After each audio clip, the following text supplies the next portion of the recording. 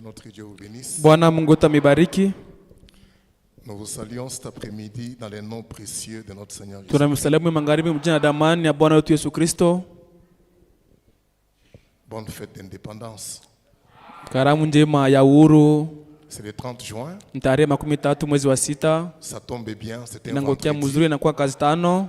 C'était un vendredi, ça tombe Kazi très tano bien. nangoka vizuri. Que Dieu soit loué pour Mungu ça. asifiwe kwa ile.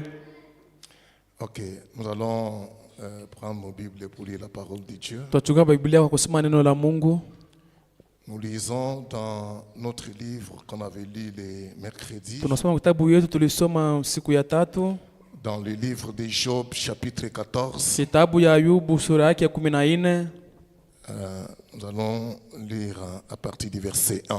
Tutaanzia tokea mstari ya kwanza.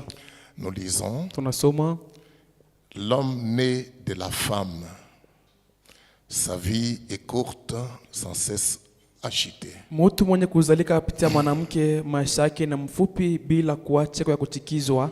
Il naît, il est coupé comme une fleur, il fuit et il disparaît comme une ombre. Anazalika, anakatwa kama vile liua, anakimbia kisha yake anapotea kama vile kimvuli. Et c'est sur lui que tu as l'œil ouvert et tu me laisses aller en justice avec toi. Na juu ya ule mtu mwenyewe unatazamia, unatumainia na unaniacha niende katika uwaki pamoja naye. Comment d'un être souillé sortira-t-il un homme épais?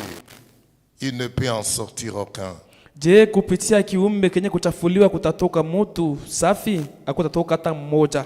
Si ces jours sont fixés, et si tu as compté ces mois, si tu en as marqué les termes qu'il ne saura franchir, Kima siku yake inahesabiwa, na kama aliweza hesabia miezi yake, na kama aliweza kuona wakati yenyewe hauwezi vuka, détourne de lui le regard et donne-lui du relâche pour qu'il ait au moins la joie du mercenaire à la fin de sa journée. umtupie mkongo na umwatilie ili apate furaha ya mfanyakazi mwisho wa mchana wake.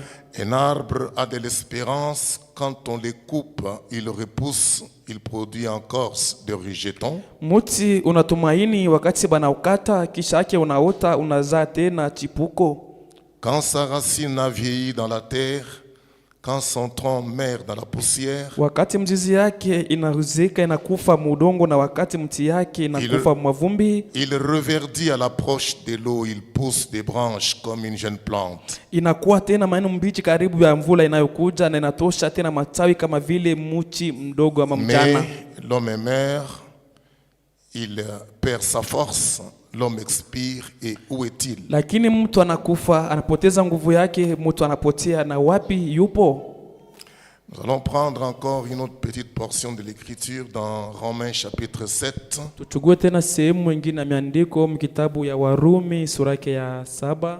Nous lisons à partir du verset 14. Tuanzie tokea mstari wa 14. Je dis bien Romains 7. Soma vizuri Warumi sura yake ya 7. Oui, à partir du verset 14 nous lisons. Kuanzia mstari ya 14 tunasoma.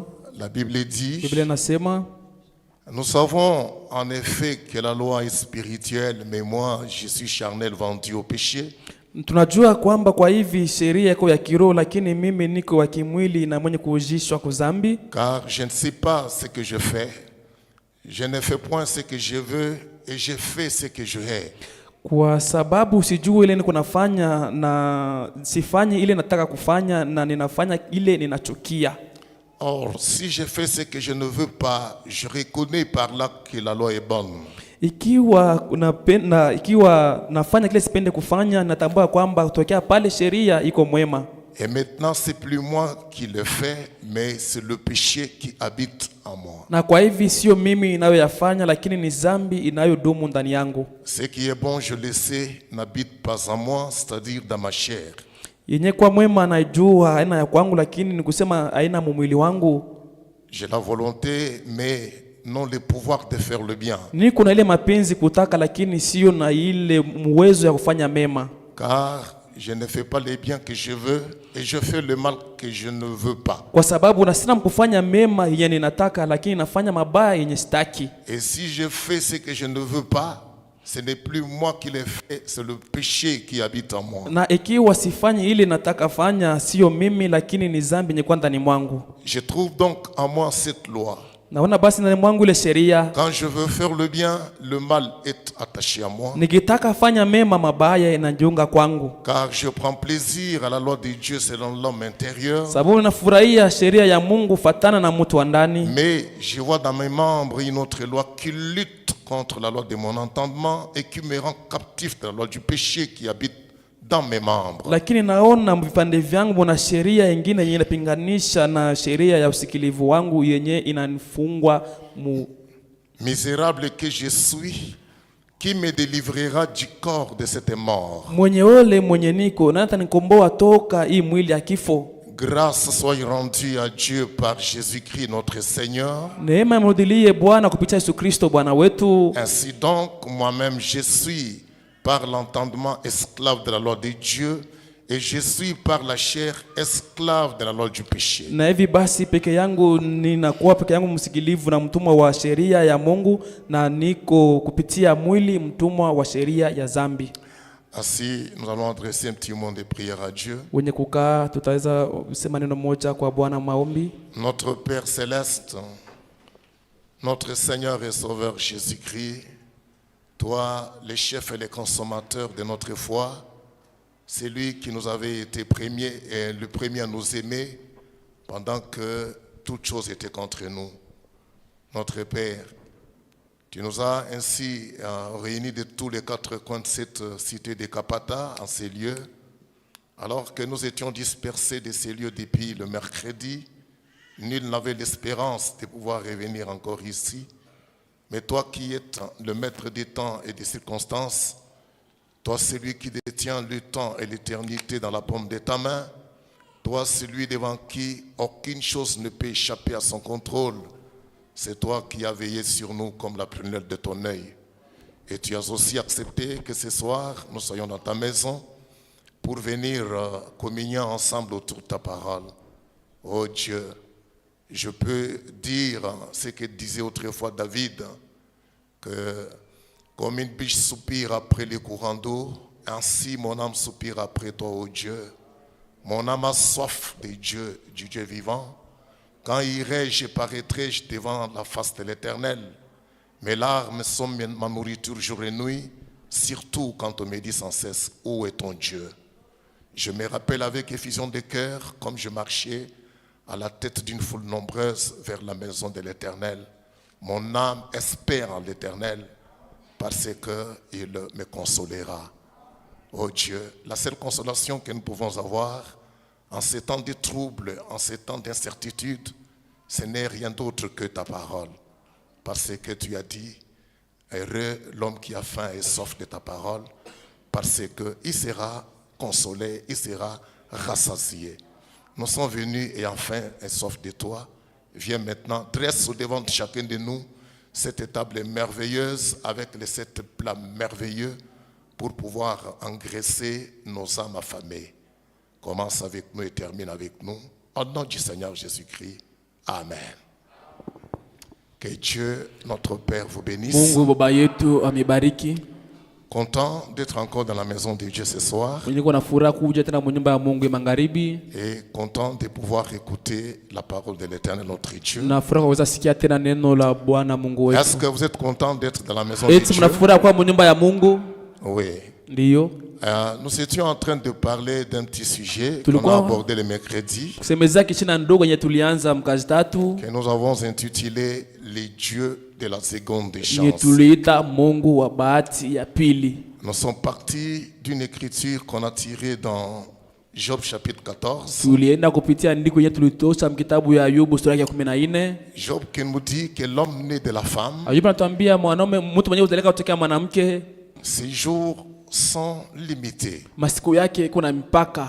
Et le peu de jours qui passent sur la terre, Na masiku kidogo mtu anafanya duniani, il ne le passe pas dans toute la quiétude. asipitishe mwili hakikisho yote. Mais les peu de jours que l'homme né de la femme passe sur la terre, Lakini masiku yenyewe mtu anazaleka mwanamke anafanya pa dunia, Job dit que ce sont des jours constamment agité. Ayubu anasema ni masiku yenyewe kuna tanka isimame fasi moja starehe. Et l'homme n'a pas tellement d'espérance. Na mtu ana kabisa na ile taraja. L'homme né de la femme, le frère Branham dit qu'il était un échec pour Mtu commencer. mwenye kuzalika mwanamke ndio Branham anasema tokea mwanzo ule mtu alikuwa ni kushindwa. Et il restera constamment un échec. Na kila mara atambaki paka kushindwa. Donc il n'y a pas moyen de pouvoir compter sur l'homme né de la femme. Hakuna namna tena kutegemea mtu mwenye kuzalika na mwanamke. Parce qu'il n'a suffisamment pas de chance dans sa vie. Sababu ana na bahati maishani mwake. Et il y a des choses qui agitent l'homme qui est né de la femme. Na kuna vitu vyenyewe vinatikiza mtu mwenye kuzalika na mwanamke. On a essayé de brosser un peu d'une manière superficielle certaines de ces choses. Tulipima tena kusagusa mnamuna ya juu mwile bitu mkazitatu.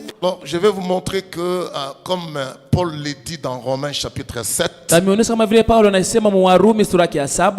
L'homme, il montre, donc Paul montre qui est l'homme né de la femme. Paulo anaonesha ule mtu azalika mwanamke ni nani. Donc c'est un homme qui est soumis à des puissances et des forces incontrôlées. Ni mtu mwenyewe anatiishwa kwa uwezo wenyewe hawezi umiliki. Les forces des mal, les forces invisibles. Manguvu ya mabaya, manguvu isiyoonekana. Qui le contraignent à vivre indépendamment de sa volonté. Inamsukuma mtu aishe nje kile mtu anataka. De telle manière que l'homme en question ne connaît même pas qu'est-ce qu'il est en train de faire en réalité. Na mtu anafika mkujua hata yeye ile anafanya sijue ni nini mukweli. Alors Paul dit que je ne sais plus ce que j'ai fait. Paulo sasa anasema sijue basi kwa hivi yenyewe niko nafanya. Je me retrouve en train de faire les mal que je ne veux pas. Najikuta niko nafanya mabaya yenye sikutaki fanya. C'est que je veux bien faire, il arrive que je n'en arrive même pas à le faire. Na mema napenda fanya sifikie hata mkuyafanya. Pourquoi ça? Nini ile? Parce que l'homme né de la femme, sababu mtu mwenye kuzalika na mwanamke, il est contraint, il est entouré de puissances qui sont en train de le prendre en otage. Anazungukwa na mawezo moja yenye kuna mfanyisa vitu vya mapenzi yake. Et qui le pousse à faire certaines choses.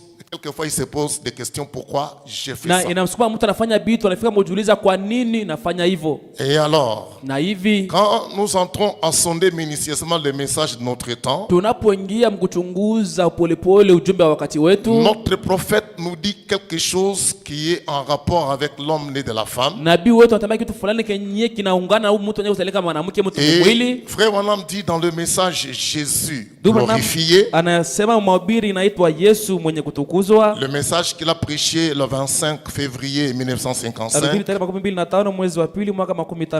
Je vais aller du paragraphe 49 à 50. Frère Branham veut décrire un peu c'est à quoi l'homme de la femme est soumis. Il dit par exemple, voici une ligne comme ceci. Ona mustari kama hiyo. Essayons de tracer un peu cette ligne là. Tupime kuweka kwanza ile mustari. Alors, bon, je prends les bleus. Une ligne tunachukua mustari celle-ci. Kama hiyo. Et cette ligne, Frère Branham l'appelle un canal dans lequel l'homme né de la femme est en train de vivre les mortels. C'est un canal dans lequel tout homme mortel né de la femme est en train de vivre dans ce canal. Et cet homme-là, on l'appelle l'homme mortel. Maintenant, le prophète dit, par exemple, voici une ligne comme ceci. Et ici, tous ce sont des mortels. Et de ce côté-ci ou de ce côté-là, les hommes sont influencés par l'un ou l'autre côté. Donc, il y a le côté d'en haut et le côté d'en bas. Alors, ici, il y a l'homme qui est né par la femme qui est là. Maintenant, cet homme qui est né de la femme, ici, il n'est pas libre de lui-même. Il n'est pas une unité autonome. Il n'est pas indépendant. C'est-à-dire, il est soumis à des forces et des puissances invisibles. Il est, comme on peut le dire, un homme téléguidé. Par des puissances qui sont de l'autre côté, de l'un ou de l'autre côté. Le prophète dit, de ce côté-ci, ça vient de Dieu. Et de ce côté-là, na kule ngambo ingine ça vient du diable. yatokea ni kwa shetani. Maintenant, Na kwa sasa prenons cela comme un grand conglomérat de ténèbres. na tuichukue Ce canal-ci, tubebe mfereji na kwa saa vile ni giza moja hivi kubwa, un canal ténébreux. inakuwa ni mfereji moja ya Alors, giza. c'est là que l'homme mortel dont parle Job est en train de vivre dans ce canal-là. Ni pale leo Ayubu anasema yule mtu mwenye useleka mwanamke iko naishi mwile mfereji mwile maisha. Ce canal n'est pas seulement comblé de ténèbres, Ile njia haijazi tu paka na giza, il y a aussi de frivolité. kuna kuwa tena Bon, bitu ya ovyo. vitu ya ovyo, Il vitu y a ya encore buchafu. de la souillure. Kuna vitu vya buchafu, Il y a du péché. kuna Il zambi, y a des dissensions. kuna mauchemko, Ah, mabitu ya de ce mwili monde ya hii ici. dunia. Donc c'est plein dans ce canal où vit l'homme né de la femme. Vinajaa sana mwili ya ule mtu mwenye kuzalika na mwanamke. Maintenant, tout est sombre, tout est ténèbre dans ce canal-là. Yote ni giza, ni mweusi mwile njia. Maintenant, le prophète dit que Sasa nabii de anasema, temps à autre, wakati mmoja na ingine vous verrez un petit point blanc qui apparaît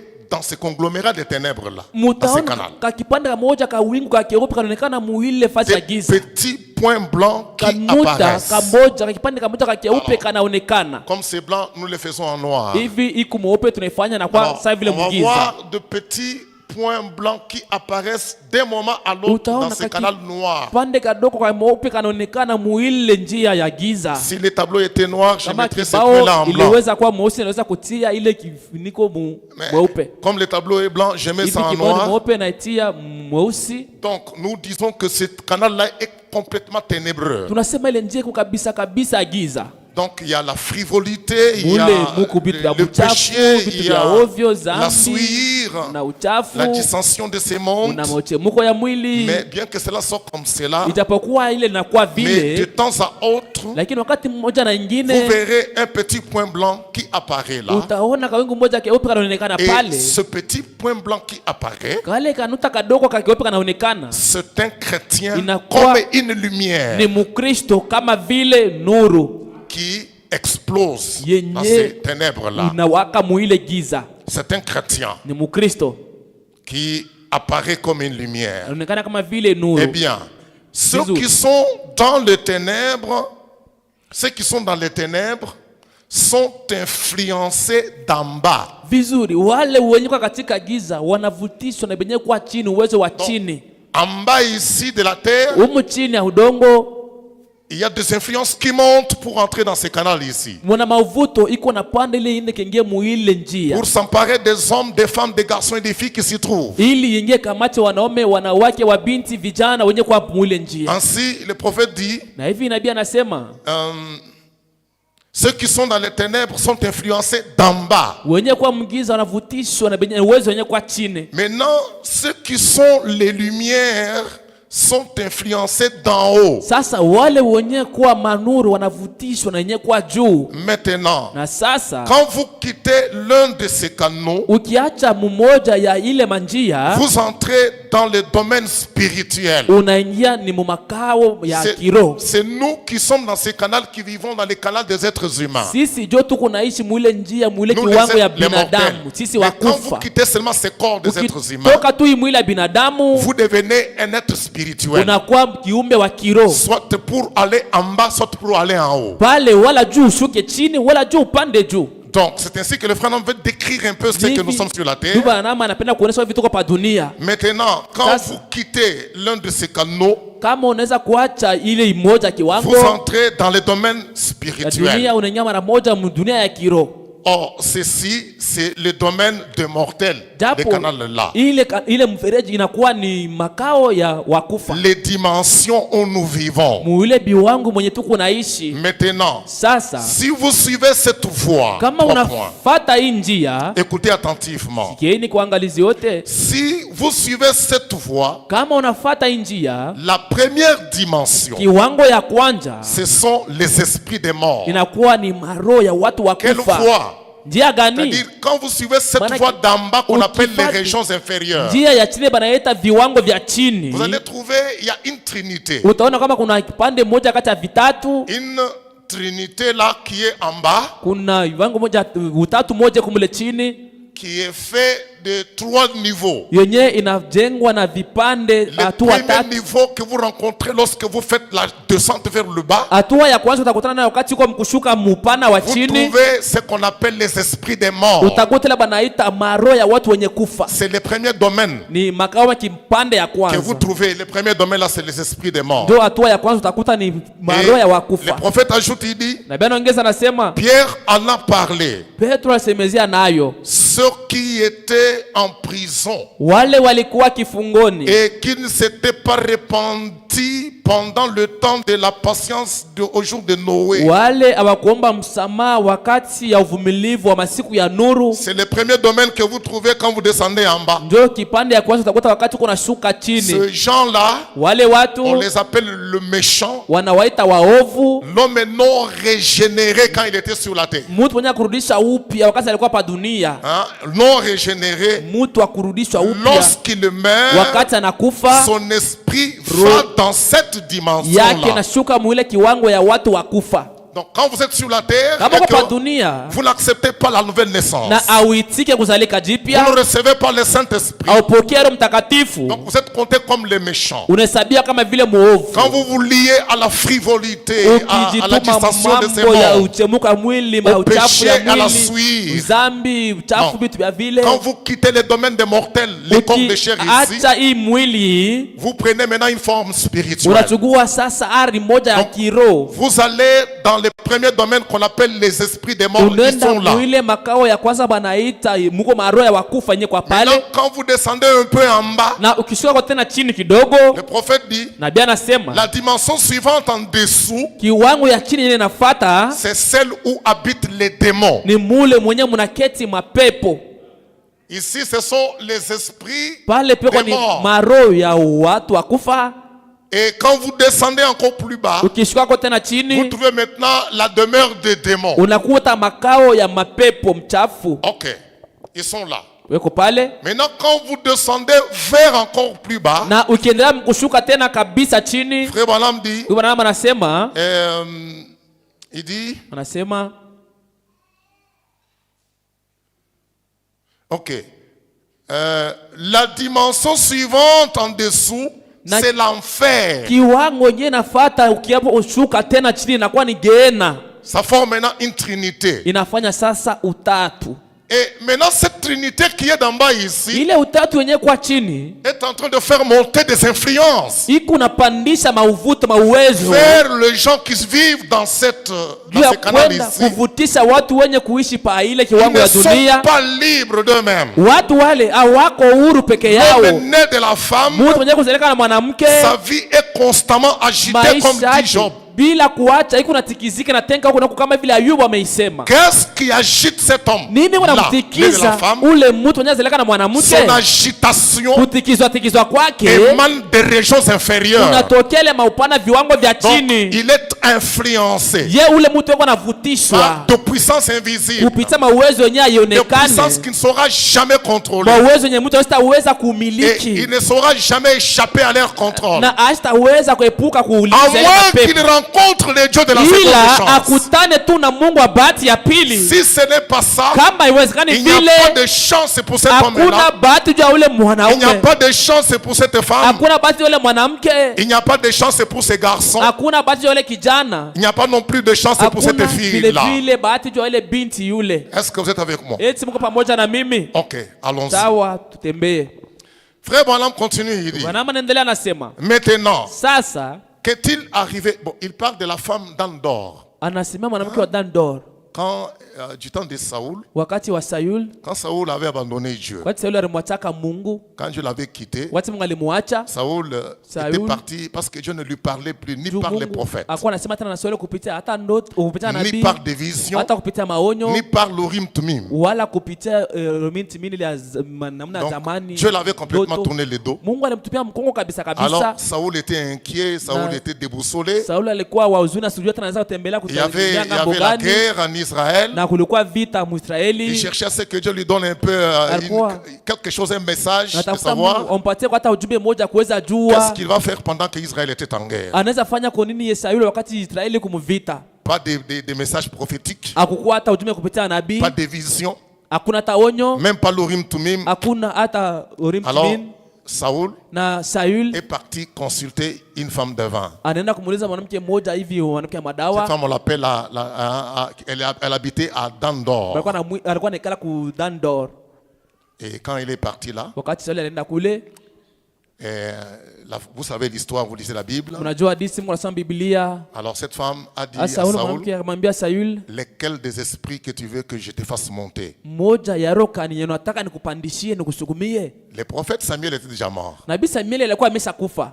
Et en ce moment-là, Na mwile wakati comme le sang de Jésus-Christ n'était pas encore versé, vile damu ya Yesu ilikuwa yamimiliwa, et tous les croyants de leur époque dans l'Ancien Testament qui croyaient la parole de leur époque qui mouraient, waaminifu wote wa Agano la Kale walikuwa naamini neno wenyewe lilikuwa nakufa. tous ils allaient dans un lieu Wote walikuwa naenda katika makao qu'on moja appelait hivi, le séjour des morts. walikuwa naita makao ya wafu. Mais le séjour des morts Lakini makao ya wafu était réparti en deux parties. ilikuwa mvipande viwili. Il y avait un bloc Kulikuwa kipande qu'on moja appelait le paradis. ilikuwa naita paradiso. C'était là où allaient les gens qui croyaient au Ilikuwa message de leur temps. mule jo walikuwa naenda watu wenye kisha kufa bali walikuwa Maintenant, naamini il y ujumbe wa avait wakati wao. l'autre bloc Kulikuwa tena kipande ya qu'on pili appelait la prison. balikuwa naita kifungo. C'est là où les incrédules, Ni mule les watu rebelles wenye à la parole, hawakuamini watombozi kuneno, quand ils mouraient, ils allaient là-bas. wanapokufa wanaenda muile Donc, kipande. maintenant, Na sasa les diables avaient le contrôle du séjour des morts. Shetani alikuwa jo naongoza, alikuwa nalinda ile makao ya wafu.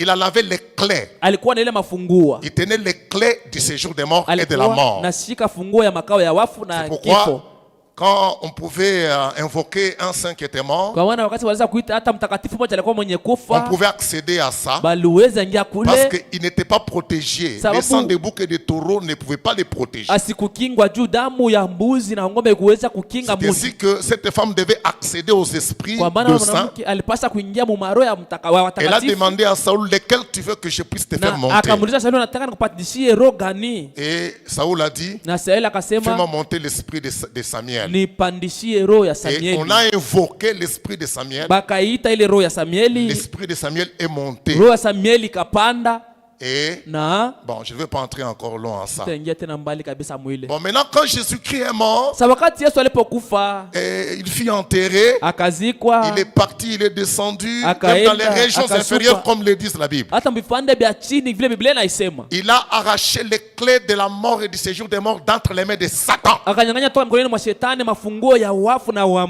Et en makao ya wafu, remontant avant la résurrection, na mkupanda kabla ya afufuke il ouvre les portes de la prison. alifungua mlango ya kifungo. Non pas pour que ces gens-là le reçoivent et se convertissent, Aina tuja bale batu bampokee Yesu na mais il bageuzwe, entre dans la prison lakini naingia mkifungo comme pour dire à ces gens qui s'y trouvaient juu ya kuambia bale batu balikuwa mle que ndani vous, kwamba ninyi, donc le message que Noé avait prêché en son temps, ile jumbe yenye Nuru alihubiriaka wakati il a wake, parlé de l'arche. alisemeaka juu ya safina. Cette arche, ça parlait de moi. Ile safina ilikuwa nasemea juu yangu mimi Comme Yesu. vous ne l'avez pas cru, Vile je suis mkuamini, venu ici pour assurer votre condamnation. nakuja hapa Ici. linihakikishe tena hukumu wenu hapa. Et ceux qui avaient rejeté le message de différents Na wale âges, walikatala maujumbe ya malaika chana chana, Jésus leur a donné la preuve que tous ces messagers-là, ils parlaient de lui. Yesu anapasa Tous les kitu prophètes kusema, là, ils parlaient de wanabii lui. wote wapasa ujumbe wote walikuwa Alors, wanasemea juu yake Yesu. Il a fermé la porte de la prison. Akafunga mlango Ok. wa Et là, il kifungo, tourne de l'autre côté dans le paradis. anaangalia ngambo ya pili Il paradiso, ouvre les portes. anafungua mlango. Abraham les reconnaît. Ibrahimu anamtambua Il Yesu, appelle Sarah. Il dit, anamuita Sara, Sarah, anasema tu Sara, vois unamwona l'homme qu'on avait rencontré sur le chêne de Mamré. C'est mlima lui. Mamre, ni huyo. Et il y a eu un mouvement, Na un kukawa réveil uamsho mmoja kafanyika dans le paradis. paradiso, Et Na. chacun devait reconnaître ila Jésus mmoja aliweza mtambua Yesu selon la forme qui s'était présentée patana na à hali eux yenye Yesu ajipeleka mbele pendant yao qu'ils étaient sur la wakati terre. walikuwa wazima wakiishi Maintenant, duniani. le matin là, Sasa ile asubuhi Jésus regarde, il dit, Yesu oh, anaangalia anasema, le temps du lever du soleil approche. muda wa kuamka kwa jua imekaribia. Il dit à tous les saints qui étaient là, Akaambia watakatifu wote walikuwa maintenant pale, préparez-vous, sasa mjiandae, nous devons partir inatupasa maintenant. kuenda sasa. Et Jésus Na Yesu devant mbele et tous les saints na derrière lui watakatifu pour wote monter. nyuma yake kwa kuweza kupanda. Et au même moment là, Na mle wakati moja moja, oh là là, Amen. Amina. Parce que quand il est mort à la croix, Wakati alipokufa msalabani, il a été subdivisé en 3 parties. Jésus. alikatwa Yesu vipande vitatu. Il a pris là son esprit, Akachukua pale roho yake, il a remis au Père, à Dieu. anamrudishia nayo Mungu mbinguni. Son corps, Mwili wake on l'a mis dans la tombe. wakatia kaburini. Son âme Nafsi est yake partie dans les séjours des ikaenda kwenye morts makao ya wafu pour aller prêcher aux âmes qui kwa étaient perdues kuenda hubiria manafsi yenye et ilipotea libérer les captifs qui na étaient dans le paradis. kufungua wafungwa wenyewe walikuwa mparadiso. Maintenant, avant la résurrection, Kabla ya ufufuko, Dieu a libéré l'esprit. Mungu akatilia roho. L'esprit est descendu, a rejoint l'âme. Roho inashuka inaenda kukutana na nafsi. L'âme et l'esprit sont partis dans la tombe, Nafsi na roho ikaenda kaburini, ont récupéré le corps ikachukua et mwili la résurrection de Jésus a été effective. wa Yesu katendeka kwa kweli. Maintenant, comme il devait être le prémisse de la Vile résurrection, yeye alipaswa kuwa kionyesho tambulisho ya kwanza ya le ufufuko, premier-né d'entre les morts, mzaliwa wa kwanza kati ya c'est wafu, ainsi qu'il est sorti ni hivi alitoka avec derrière lui les nyuma yake na Abraham, Waibrahimu, les Isaac, wa Isaka, les wa Jacob et Yakobo tous les na saints de watakatifu l'Ancien wote Testament. wa Agano la Kale. Est-ce qu'on est là? Eti tuko hapo. Alors c'est ainsi que Frère Nam va jeter cette Hivi parenthèse tu là wanama tupa ile kifungo pour nous montrer que cette femme pouvait avoir kuonesha accès ule mwanamke aliweza kuingia d'appeler l'esprit de Saül, na de Samuel. kuita roho ya Mais Samueli. depuis qu'on a vidé le paradis, Lakini tokea tu balipunguza banamaliza à la paradiso, résurrection de Jésus, mufufuko wa Yesu, le paradis a été paradiso supprimé. bakaizimisha C'était fini. na malizikia Maintenant, pale. il est resté seulement un groupe de Sasa gens kulibakia tu kundi moja ya qui watu sont dans la prison qu'on appelle les esprits des wenye weko morts. mkifungo wanaita maroho ya wenye kufa. Mais les saints qui étaient dans cette dimension-là, watakatifu wenye walika mule kiwango ils en avaient été ôtés. balitoshwa mule kiwango. Pour le placer maintenant, et maintenant quand Jésus est ressuscité, Sasa wakati Yesu alipofufuka, quand il est monté au ciel, wakati kwa anapanda il est mbinguni, parti avec eux akaenda na watakatifu pour aller les placer ili dans endeke akawatie la 6e dimension. mukiwango ya sita. Je crois que vous connaissez ça. Na wazia mnajua ile. Ok. Maintenant, je voulais juste élucider un peu ça. Nalipenda kwa tena nionyeshe kwa ile. Maintenant, continuons la lecture. Frère Nam dit. Usomi ndio bwana anasema. Maintenant, il dit, Sasa anasema, maintenant qu'est-il arrivé à cette femme? asa nini lifikia yule mwanamke? Elle est entrée dans cette dimension-là Aliingia muile kiwango auprès des gens qui sont absolument morts dans le péché karibu ya et watu dans les offenses. wenye walikufa kabisa kabisa muzambi na Et mumakosa, c'est tout ce qu'ils savent. na ni yote ile wanajua. L'arbre tombe du côté où il penche. Mutu nangukiaka ngambo wenyewe ulilalia, Et là, na pale elle entrait dans cette dimension. aingia muile kiwango Elle parlait aux esprits des morts. na akaongea na maroho ya wenye kufa. Maintenant, Sasa quand on va dans cette direction, kama ici, tunaenda mwile kiwango ile la ile direction maintenant ngambo, d'en haut, tuende sasa kiwango ya juu. le prophète dit, Nabii anasema quand on va maintenant dans cette direction-ci, tukipanda sasa mwe kiwango ya juu, d'abord, kwanza il y a l'esprit de l'homme qui est mort et kwanza qui est ressuscité. kuna kwa roho Il y a ya aussi une mtu trinité. mwenye En alikufa na montant. alifufuka. Mkupanda tena kuna kwa tena utatu. Vous trouvez aussi une Utaona trinité. tena kuko tena utatu. Le premier niveau que vous trouvez, Kiwango ya kwanza nyo c'est utapata l'esprit, pas les esprits des morts, hapana mais maroho ya wafu, l'esprit lakini de roho celui qui était mort. ya ule mtu mwenye alikufa. Ici en bas, nous trouvons Huku les chini esprits utakuta des morts. maroho ya wafu, Mais ici en lakini haut, huku juu le premier niveau, kiwango ya vous kwanza trouvez l'esprit de celui qui était unakuta mort roho ya mwenye et qui alikufa était na ressuscité. alifufuka. Donc le Saint-Esprit de Jésus. Roho Mtakatifu wa Yesu, Hein? Donc l'esprit Roho de celui qui était mort. ya mwenye alikufa. C'est le premier niveau que vous rencontrez en Kiwango ya montant. kwanza utakutana nacho wakati uko mkupanda. Et le deuxième niveau, quand vous continuez à passer, Mkiendelea mkupanda kiwango ya pili, le prophète dit, nabii anasema c'est cela qui influence les croyants. ndio ile yenyewe kunavutisha mwaminifu. L'esprit qui est au premier niveau là. Roho yenyewe kwa kiwango ya kwanza Et celui qui était mort, qui ya fut ule mwenye ressuscité. alikufa na C'est fufuliwa, cet esprit qui influence les croyants qui sont dans ces canaux ici. ndio ile roho yenyewe iko navutisha mwaminifu wenyewe kwa mwile kiwango ile. Et le prophète ajoute encore, il dit, Nabii anaongeza tena anasema c'est cela qui influence les croyants qui montent. ndio yenyewe kunavutisha mwaminifu mwenyewe kwa mkupanda. Ensuite, Kisha yake il y a les êtres angéliques. kisha yake kuna wamalaika. Là maintenant, c'est le domaine des anges, le Wale deuxième sasa niveau. inakuwa kiwango ya pili, inakuwa kipande ya wamalaika. Ici en bas, Hapa le chini deuxième niveau, ce sont les kiwango ya démons. pili ilikuwa ni mapepo mchafu. Or, ces démons ici, Japo mapepo mchafu autrefois, ils n'étaient pas des démons. mara nyingine ilikuwa kama mapepo, C'était les anges ilikuwa ni qui malaika étaient au ciel, benye balikuwa kumbingu, mais pour leur désobéissance à la parole, wakukosa kutii kuneno ils furent précipités, chassés du ciel wakafukusha kumbingu avec leur chef na mkubwa yao Lucifer. Lucifer. Et dès lors qu'ils furent chassés du ciel, Tokea pale balifukusha mbinguni, ils ont été maintenant appelés les démons. baliitwa tokea pale mapepo Donc, mchafu. les anges déchus, Malaika wenyewe walipungukiwa mnema, ce sont eux qui ni occupent wao le deuxième niveau en wanachukua bas. kipande ya pili kushuka Mais chini, ici en haut, lakini kule juu ce kipande sont ya les anges qui pili avaient gardé leur ni position, malaika bale balichunga msimamo yao, qui ne s'étaient pas rebellés à Dieu benye et à sa parole. tombokeaka Mungu wala neno lake, Ils gardaient leur position. walichunga msimamo Et ce yao, sont eux qui occupent la na deuxième, ni le wao deuxième niveau. wanachukua kile kipande ya pili mkupanda Maintenant, juu, quand vous traversez, vous montez encore plus haut. na ukivuka mkipanda tena kabisa juu. Le frère Branham dit, Bwana anasema, et après le troisième, na kisha ya tatu, il y a ensuite il y a les cieux eux-mêmes. kisha yake kuna kuwa ni mbingu, Le troisième ciel. mbingu ya tatu Et c'est là que Dieu lui-même. ni pale Mungu peke yake, Dieu Mungu.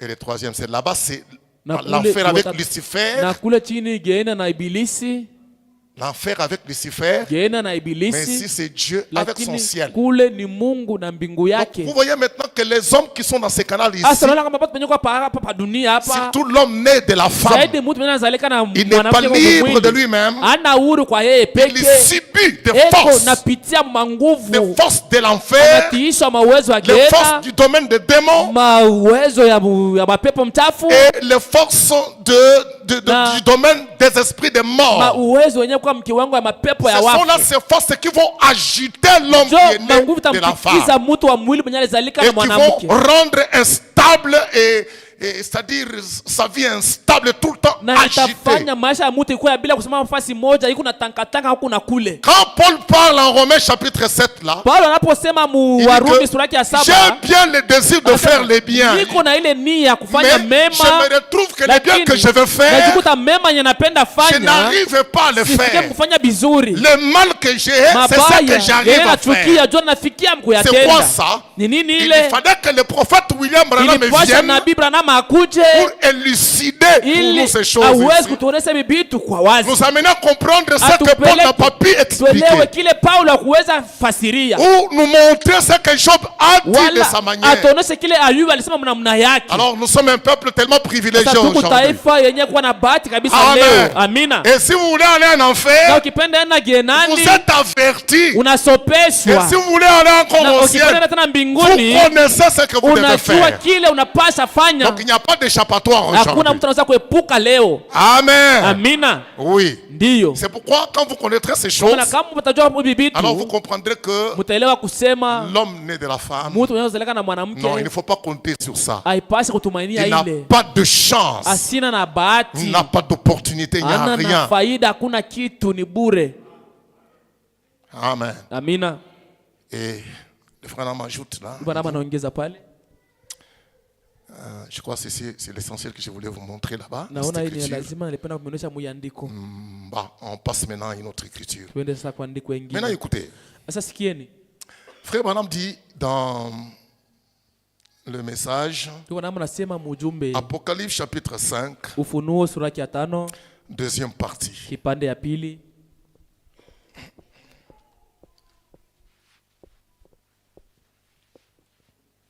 Apocalypse chapitre 5, deuxième partie. Ufunuo sura ya 5 kipande ya pili. La date, c'est le Tarehe 18 juin 61. 18 mwezi wa 6 mwaka 2061. Que le frère Branham dit, Bwana 18 anasema juin tarehe 18 mwezi wa 6 mwaka 2061. Apocalypse chapitre 5, ok, on est là. Dans son point Kifungo yake 83, 83 le saint prophète nous dit là, Mtakatifu nabii anasema pale,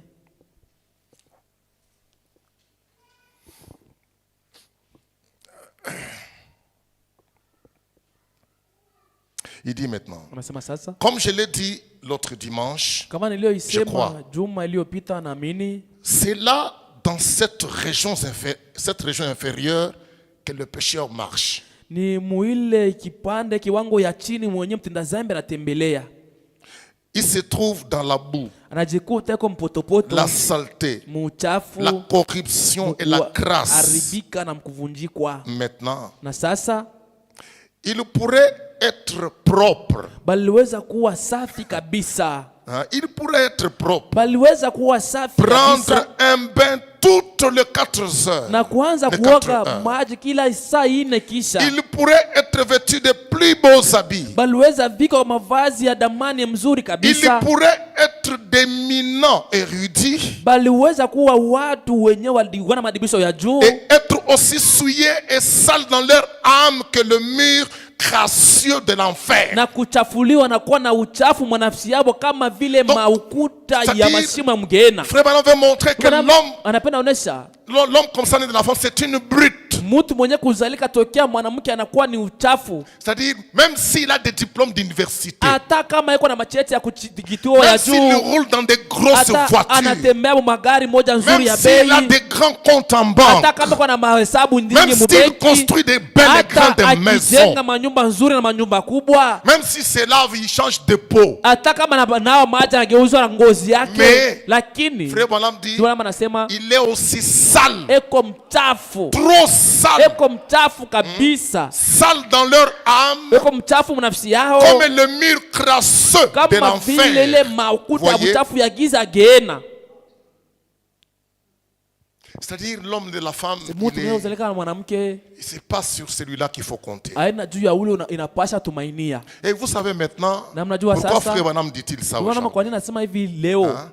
Quand vous allez voir, Wakati- qu'est-ce qui s'est fait Taona aujourd'hui? nini ilifanyika leo? Le Frère Branham dit qu'aujourd'hui, Bwana anasema kwamba leo il y a quelque chose qui est arrivé, kuna qui s'est fait, kitu kenye kilifikia kinafanyika. qui fait que, vous voyez, Kenye kinafanya mnaona? tous ces domaines ici, Hii makao yote vipande vyote d'après le Frère Branham, kufuatana na ndugu Branham, il y avait comme, c'était comme si c'était mis dans une cage. Hein? inakuwa sasa vile mtu alitia katika mkifungo C'était mis moja, dans une cage avec une couvercle. analitia mkifungo na kifuniko pale yulu, C'est puissant l'enfer. na ile mauwezo ageena.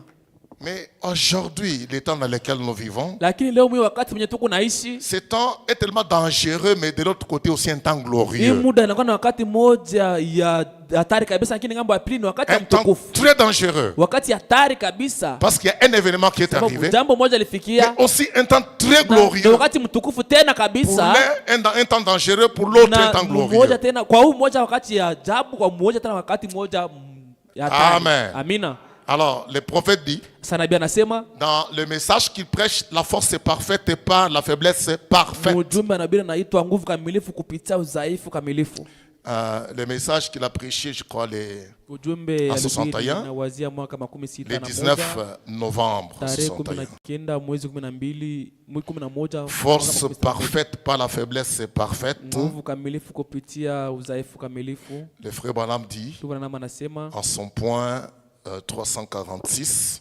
kifungo yake 346. Donc, comprenez d'abord, ayez d'abord cette kwanza, image tuwe na de hii ce que ce mfano monde, ya yenye kwa hii dunia, hein, de ce que ce monde est, ya kenye hii dunia et iko, de ce que ces gens que vous voyez monter, na descendre kenye ici, hao watu mnaona wanapanda ils ne sont wanashuka pas hapa. libres. C'est pourquoi vous voyez les gens, ils font des Hawana huru, choses. kwa maana unaona mtu anafanya vitu, Il n'y a personne qui soit libre sur la terre. hakuna Ici, mtu anaweza tous ces gens kuwa que vous voyez. huru pa hii dunia pa watu mnaona. Il y a des forces. Kuna mauwezo manguvu. Hein, si on peut porter les lunettes pour voir les forces invisibles qui tournent Kama autour du nikiweza monde. kuvala maleta na kuona mauwezo yenyewe yaonekane nazunga mwi dunia. Oh. Mais le prophète nous en illustre un peu l'image, Lakini nabii anatuonyesha kwanza mfano moja pour que nous ayons un peu une représentation de ça. ili tuweko na wazo moja juu ya ile 346. 346.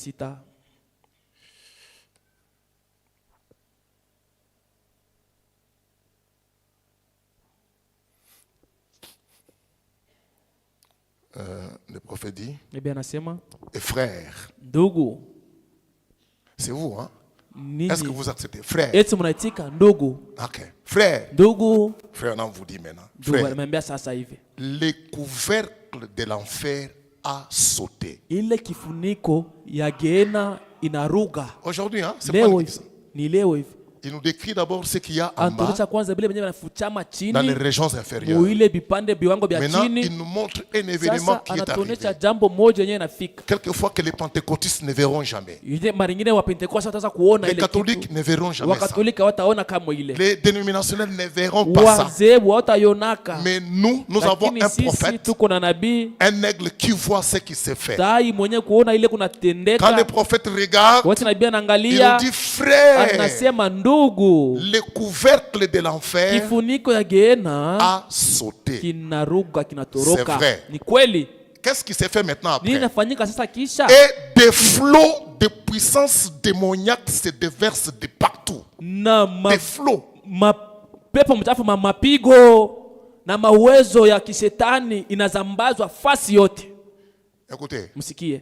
je crois que vous avez déjà vu Na wazee mshaonaka des images sur la télévision hata ma image kuma TV, de l'éruption de volcans à maerifio l'est. kwa ma volcan Vous voyez kuwest. comment des larves sortent du Unaona volcan. vile mavolkani yanatoka Un moto flot comme une kivukutu rivière. kama vile Tout ce que ça attrape, Mtoni. ça détruit. yote inakuta inachoma Tout inalunguza sur son passage, il yote ne laisse ikitembea, rien. asiache kintu munjia inalunguza vyote. C'est un peu dans ce sens-là. Ni mule namna ya Alors, vile. frère Bonhomme dit, Ndugu Branham mes anasema frères, le couvercle de l'enfer kifuniko ya a Gehenna sauté, c'est vrai. kinatoroka. Ni kweli. Et des flots de puissance Mapigo, mawezo démoniaque ya kishetani se déversent de partout. inazambazwa fasi yote, Cela a conquis na les nations. ile inashika inawina mataifa yote, Donc ça saisit toutes les inashika nations. mataifa zote. Ça conquit la politique Ile inakamata siasa à tel point que la politique est pourrie jusqu'à la moelle. mkiwango wenyewe, siasa inauza mpaka mfupa ya ndani. Ça ne s'est pas arrêté là. Haikusimamia tu pale. Frère Branham dit cela a conquis les églises Branham anasema ile mawezo inashika hata na makanisa, jusqu'au point où elles ne connaissent rien d'autre que la dénomination. mkiwango kanisa ajua tena kitu kingine isipokuwa tu paka Donc, zehebu. l'église a perdu ses Kanisa repères. inapoteza kimbilio yao, L'église kisamio. ne connaît pas pourquoi Kanisa ils sont ajue appelés tena église. kwa nini kanisa inaitwa kanisa. Les croyants qui viennent à l'église ne Waaminifu wanaokuja connaissent kanisani même pas qu'est-ce qu'ils hana sont. hata mkujua iko nani, Les sœurs qui vont à l'église na wenyewe ne mkanisa connaissent watakatifu même pas ce qu'elles sont. hapana hata kujua hata kinyewe wepo. Écoutez, frère Bonhomme Na dit, msikini Branham ces anasema puissances démoniaques. ile mawezo ya Quand on kimashetani, dit ce sont des puissances, ce sont des puissances. ukasema ni mawezo, inakuwa ni Des mawezo, puissances démoniaques mawezo ya sont kimashetani sorties de l'enfer, inatoka Mgehenna, sont sorties des régions inatoka inférieures. muile viwango vya Et chini, se sont déversées maintenant dans ce canal na ici. inaingia sasa mu watu wenye Et pa ça dunia, commence à couler dans na ce canal inaanza ici. kutiririka muile Ouais. njia. C'est pourquoi je vous disais que Kwa maana nilikuwa nimeambia même kusema quand il y a l'accident, hata wakati kuna il y kwa a des ajali victimes de l'accident, huko mtu anakuwa mais mtirika il y a wa aussi ajali, de lakini rescapés. kuko tena wale wataepuka mwili ajali bila kosa, bila Quand il y a la kumia. guerre, Wakati kuko vita il y a des victimes de la kuna guerre, matirika wa mais il vita, y a aussi ce qu'on lakini appelle kuko les tena ule rescapés de la bataita mwenye guerre. alipuka mwile vita Même bila quand ces kumia. puissants de Satan sont déversés Wakati sur la mawezo ya terre shetani aujourd'hui, yanazambazwa pa dunia siku ya en leo, train de conquérir tout, hii kuna kamata na shika ça vyote, conquit toutes les nations, inawina mataifa zote, ça conquit la politique, inakamata siasa, ça conquit les églises. inakamata makanisa, Mais il y a un lakini peuple kuna taifa qu'on va appeler yenye les rescapés. wataita wale walepushwa. Nous devons être dans le nombre de Tunapaswa kuwa rescapés. wale walepushwa, Enregistrez-vous dans les na registres de ujiandikishe rescapés. muile kitabu wenye walepuka. N'acceptez pas de rester dans le registre des Usitike victimes. ubakie muile vitabu wenye balikuwa watirika.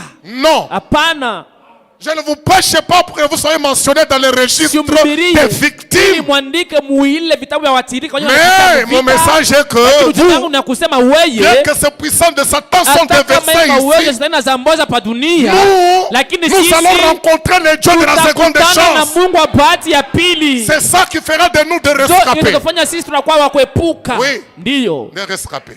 wenye wataepushwa.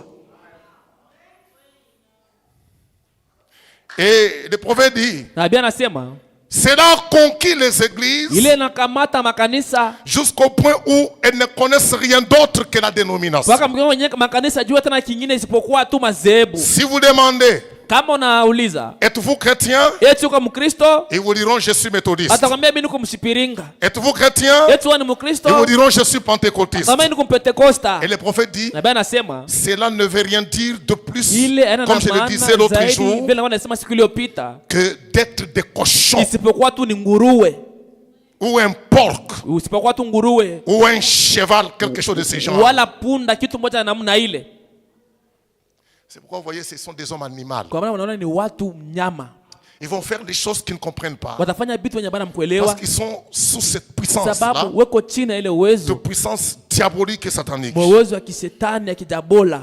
Et alors, Na sasa quand maintenant ces forces viennent, wakati sema uwezo unakuja, c'est ce qui fait que ndio ile inafanya quand ça saisit les gens, ikikamata watu, ces puissances démoniaques, ile mawezo ya quand ça saisit kimashetani des hommes et des femmes, ikikamata wanaume na wanawake, quand ça saisit nos familles, ikikamata majamaa zetu, oh, ewe ça laisse des prédispositions dans la famille. inaacha sasa matayarisho mbitu moja hivi mjamaa, Ça laisse des antécédents dans votre famille. inaacha mabulema mabubaya moja mjamaa, Ouais.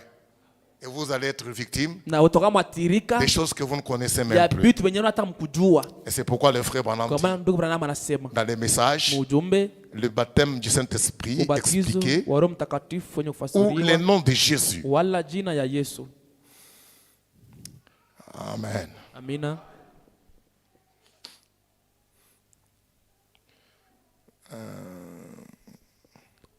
J'ai oublié la date. Attendez un peu.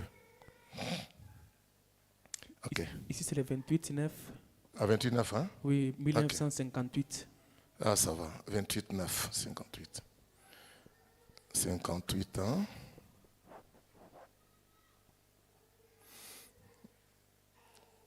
Septembre, hein?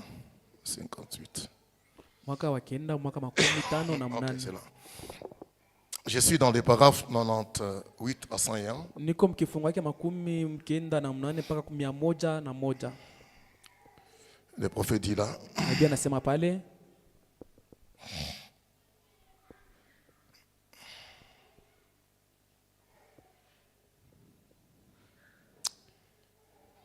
il dit, anasema comme nous le disions, kama vile tulikuwa na pour Isaya, revenir à ce petit sujet juste pendant une minute. kwa kurudia pa hiki china ndogo kadili tu ya dakika moja, Il était en train d'en parler.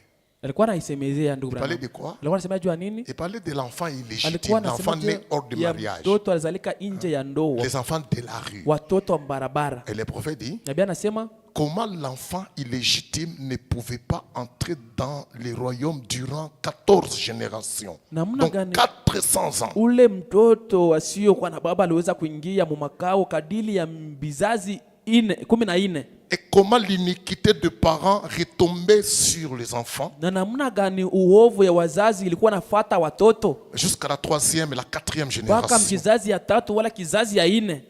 De même aussi, Vile vile tena la justice de parents uwaki wa wazazi retombe également sur les unangukaka enfants. tena vile vile nafuataka watoto. Et il dit, Na anasema ce que vous faites, kile huko mkufanya, s'il doit y avoir un lendemain et que Kama- vous ayez un arrière-petit-fils, kama inawezekana kunakuwa kesho kutwa unapata mkana, vos actions d'aujourd'hui matendo yako ya leo détermineront ce qu'il sera alors. itaonesha sasa kile wankana yako watakuwaka nao mbele. Vous, ce que vous faites aujourd'hui, Kile uko mkufanya moi, leo, ce que je suis en train de mimi faire kile niko aujourd'hui, mkufanya leo saisi par des forces de l'enfer, kinashikwa kupitia mauwezo ya geri, envahi par des puissances démoniaques, kinashikwa na uwezo wa kimashetani. ce que je serai en train de poser comme acte Kile tutakuwa nafanya kama vile matendo aura des répercussions négatives kitafata mnamna ya kushindwa sur votre arrière. juu ya petit-fils. mkana yako. Alors, cela Sasa. doit nous mettre dans des qui-vives. Ile ndopata uishi mwa Hein? Vos actions d'aujourd'hui matendo yako ya leo détermineront ce qu'il sera alors. itaonesha kile wankana yako watakuwaka kisha, Car nous lisons dans la Bible que Melchisedec, kwa sababu tunasoma katika Biblia kwamba Melkisedeki quand il rencontra Abraham revenant du massacre des rois, alipokutana na Ibrahimu anapotoka kuvita ya wafalme, qu'Abraham le patriarche lui donna la dîme, kwenye Ibrahimu ule mzee alimpatia 10, les dîmes de tout ce qu'il avait. machekumi ya vyote Ibrahimu alikuwa Et navyo. ensuite il dit au sujet des dîmes Na kisha akasema pakishina juu ya mambo ya que machekumi, seul le Lévi pouvait recevoir les dîmes. kwamba mpaka tu Levi ndio aliweza chugua machekumi, Les dîmes de ses frères. machekumi ya ndugu Mais zake. il dit que Lévi qui reçoit les dîmes Lakini anasema kwamba Levi mwenyewe kupokea a payé la machekumi dîme quand il était dans le rein d'Abraham. alilipa chekumi wakati alikuwa mkifua C'est-à-dire, ya quand Abraham mkono ya est Ibrahimu. parti, il a pris la disposition d'aller donner la dîme à Melchisedec. Wakati Ibrahimu anachukua matengenezo ya kwenda kumpatia Melkisedeki Il chekumi, n'est pas allé faire cet acte-là seul. asikuenda kufanya ile tendo kulipa chekumi peke Il yake. avait avec lui des gènes dans ses reins, Alikuwa naye na chembe mu kiuno parmi yake, lesquels il y avait Lévi. mwenyewe mulikuwa mmoja Levi. En donnant la dîme à Melchisedec, Ibrahimu anapompatia Melkisedeki c'est dans ce chekumi, moment-là que cet acte-là fut imputé à Lévi. ni mwile wakati sasa ile tendo nayo ilimfuata naye Levi. Lévi a Manake donné sa dîme ce alipa jour-là, naye chekumi yake siku pendant ile, que Abraham a payé la dîme. wakati Ibrahimu alikuwa analipa chekumi. Je vais aussi dire, Na mimi napenda tena sema, lorsque tu vas aller te prostituer, wakati unaenda Frère, unaona usharati, quand tu vas aller te prostituer, watu wanaenda usaratika, les enfants qui sont en terrain comme des jeunes, watu wenyewe wanazikwa kama vile ils mbegu, sont en train de se prostituer avec toi au même wako moment. unasaratika na wewe mwile wakati moja C'est le moja, moment qu'ils partagent ton péché. ni wakati kwa nagawanya zambi Et yako. maintenant, quand ils seront manifestés dans ce canal Wakati ici, wataonekana pa hii dunia ils vont mwili trouver cette disposition-là, prédisposition, Watakuta les attendant ile matayarisho iko na wangojea mudunia pour les recevoir juu ya kuwapokea et les watoto accompagner dans na cette vie ici. kuwasindikiza mwili maisha ya dunia. Quelle génération! Kizazi gani Ils n'ont pas de chance, hawana na bahati, aucune chance. hata bahati moja Il n'y en a pas une. hakuna hata mmoja. Et frère Madame ajoute, il dit, Na mtu anaongeza nasema, je suis content que vous soyez calme quand vous êtes là pour écouter la parole. nafurahi hivi mko kimya hivi mko hapa chochote sikia kwa neno. Ouais. Ndio. Ça va tout droit au Hii cœur. kunagusa mara moja moyo. Vos actions d'aujourd'hui Matendo yako ya leo détermineront ce qu'il sera alors. inaonyesha kile kizazi chako takuwaka kisha Quand nous yako. lisons dans la Bible que Melchisedec, Sababu tunasoma Biblia kwamba quand Melkisedeki il rencontra Abraham revenant du massacre des rois, alipokutana Ibrahimu anapotoka kuvita ya wafalme, qu'Abraham le patriarche lui donna la dîme, mzee Ibrahimu alimlipa chekumi, les dîmes de tout ce qu'il avait. machekumi ya vyote alikuwa navyo. Ensuite, il est dit au sujet des dîmes Kisha yake imesemwa pa mambo ya que machekumi seul Lévi pouvait recevoir les dîmes. kwamba ila tu Levi tu anaweza pokea machekumi. Mais il dit que Lévi qui reçoit les dîmes a payé la dîme quand il était dans le règne d'Abraham. Lakini anasema Levi mwenyewe kupokea chekumi alilipa naye chekumi wakati alikuwa mkiuno ya Ibrahimu. Frère Madame dit, pouvez-vous saisir ça? Bwana anasema mnaweza kukamata ile. Oui. Ndiyo. Abraham, Ibrahimu Lévi, l'arrière petit-fils d'Abraham. alikuwa ni mkanake wa Ibrahimu. Et ici, Na hapa Abraham, Ibrahim. donc Lévi, Levi au moins 800 ans plus tard, miaka 800 kisha yake ou 1000 ans, wala miaka en tout cas elfu plusieurs centaines d'années, kabisa, j'ignore miaka exactement mia combien. zaidi na saulika ulikweli ni Je ngapi. vais m'en faire une idée par les générations. Naweza kupata kuwaza kupitia vizazi vyenye Mais vinapita, lakini Abraham engendra Isaac, Ibrahimu alimzala Isaka, Isaac engendra Jacob, Isaka alimzala Yakobo, Jacob engendra Yakobo Lévi. akamzala Levi. Donc vous voyez, Mnaona Jacob serait son père, Yakobo aliweza kuwa baba yake, Isaac son grand-père, Isaka aliweza kuwa ngambo et yake, Abraham son arrière-grand-père. Ibrahimu alikuwa kambulula wake. Et c'est vrai. Ni kweli La Bible déclare Biblia inatangaza qu'il paya la dîme alilipa chekumi à Melchisedec. kwa Melkisedeki. Et alors, Na sasa cette génération-ci, hii écoutez, kizazi hii msikie, cette génération-ci Et que qui l'on zazi- voit partout, yenye tuko naona fasi yote fumant, inapovuta piffant et tous les inakunya restes, inafanya mabaki yote. comment pouvons-nous espérer l'existence d'une autre génération? Je, unaweza tarajia kuishi kwa kizazi ingine? Comment allons-nous espérer qu'il y aura des Je, gens de bons? tunaweza tumainia kama utapata kitu kingine kizuri? Comme Job l'a dit, Kama vile Ayubu comment alisema, d'un homme essuyé sortira-t-il qu'un homme kupitia pur? kiumbe kijia kuchafuliwa utatoka Comment kiumbe est-ce mtu mwenye kwa possible? safi. Je, ile inaweza wezekana? Job a posé cette question. Ayubu aliuliza ile ulizo, Comment d'un homme namna souillé gani kupitia mtu mwenye kuchafuliwa sortira-t-il quelque chose de pur? kutazalika kitu cha safi? Il ne peut en sortir aucun. Hakuwezi zalika hata mmoja. Et le prophète dit, Na nabii anasema et alors cette na génération-ci que sasa l'on voit kizazi yenye partout, tukunaona nafasi yote fumant, ikivuta buvant et tout le napokunywa reste, pombe na kufanya c'est-à-dire mabaki yote, se prostituant, kusaratika, dormant dehors, kuna lala ils fétichent, nje, inafanya madawa, ils assistent à des mouvements. banaenda fanya matengenezo Vitu moja tii et tout ça. hivi, mabitu vyote ya kuachana. Alors, qu'est-ce qu'on peut espérer pour l'avenir? Tunaweza tumainia nini juu ya ujio, juu ya maisha ya kesho? Voilà.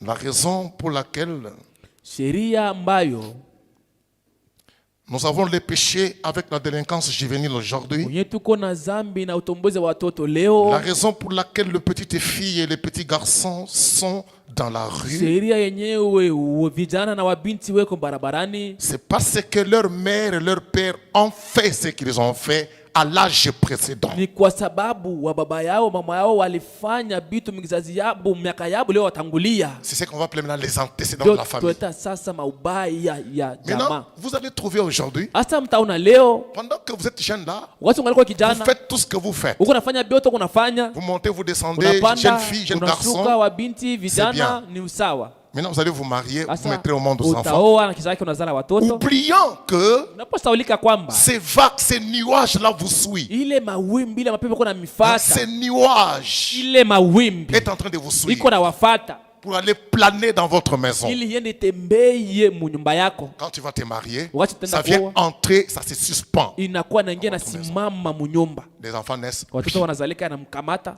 Les enfants naissent. mtoto anazalika pepo na mkamata. Maintenant, vous allez trouver un Sasa homme qui utaona a vieilli, mtu mwenye anazeka, qui a dépassé mon âge ici. mwenye anatambuka hata miaka yangu hapa, Il se trouve à la maison assis anajikuta là. mwenye mwenye kuikala Il pale, commence à se montrer comme un innocent. anaona kama vile mtu mmoja bila Mais kosa, vous ne savez pas par quoi il est lakini passé. ajua alipitia kukitu Vous gani. trouverez une vieille maman, elle est Utakuta assise mama là. mmoja kama wacha ikala Tu pale, commences à le prendre en pitié. unaanza muona na huruma. Cette maman Huyu ici, mama vraiment. huyu kabisa. Mais aujourd'hui, elle est devenue comme Leo, inoffensive. anakuwa Mais vile mtu bila elle kosa, a oublié ce qu'elle a anasaulika fait kile quand elle était encore alifanya jeune. wakati alikuwa ngaliko kijana. Il a oublié ce qu'il a fait comme Ule gaffe quand baba il était analala jeune. kile alifanya mambo tukio wakati alikuwa Et ngaliko aujourd'hui, kijana. là, il est Lakini fatigué. leo pale kwa anachoka mdhaifu bila Et là, nguvu, il est pitoyable. na pale anakuwa mtu wa huruma wa huzuni. Mais non, Lakini non, hapana, ne le prenez pas en pitié. msimwonee huruma. Il a une histoire à vous raconter. Eko na hadithi yako kueleza Le wadisia. papa a une Na histoire à baba dire eko na aux hadithi ya enfants kwanza ambia watoto.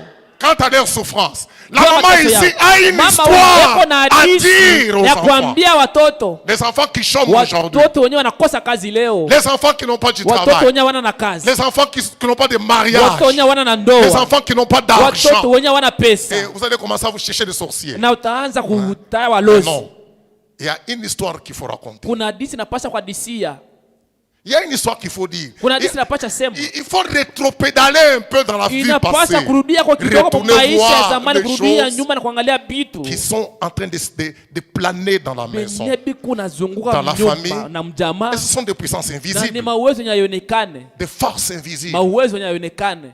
Ne pensez pas que ça y est là. Ne Msiwaze kama pensez haina pas que, ne faites pas semblant. usisule. Ça existe. Ikwako na ni ya kweli.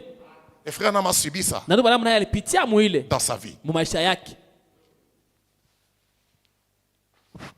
Amen. Amina.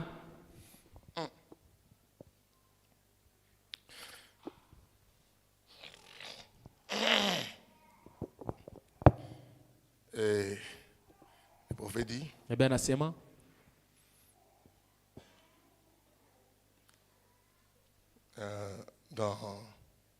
pourquoi nous ne sommes pas une dénomination? mhubiri naitwa kwa nini sisi hatuna dhehebu?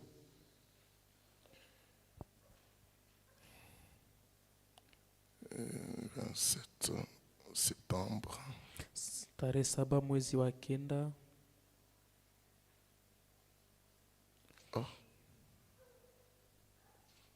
Qu'est-ce que j'ai dit? C'est qu'on a décidé en quelle date? je me trompe des choses. Pourquoi nous ne sommes pas une dénomination? C'est ce qu'on a lu? Non. Le 27 septembre. Attendez, je regarde un peu bien là. J'ai mal pris mes notes ici. Supportez un peu là. Ah oui, c'est ça. C'est 27 septembre 58. Ok. Dans le point 77, 78, 79, Et le frère Branham dit, Bwana anasema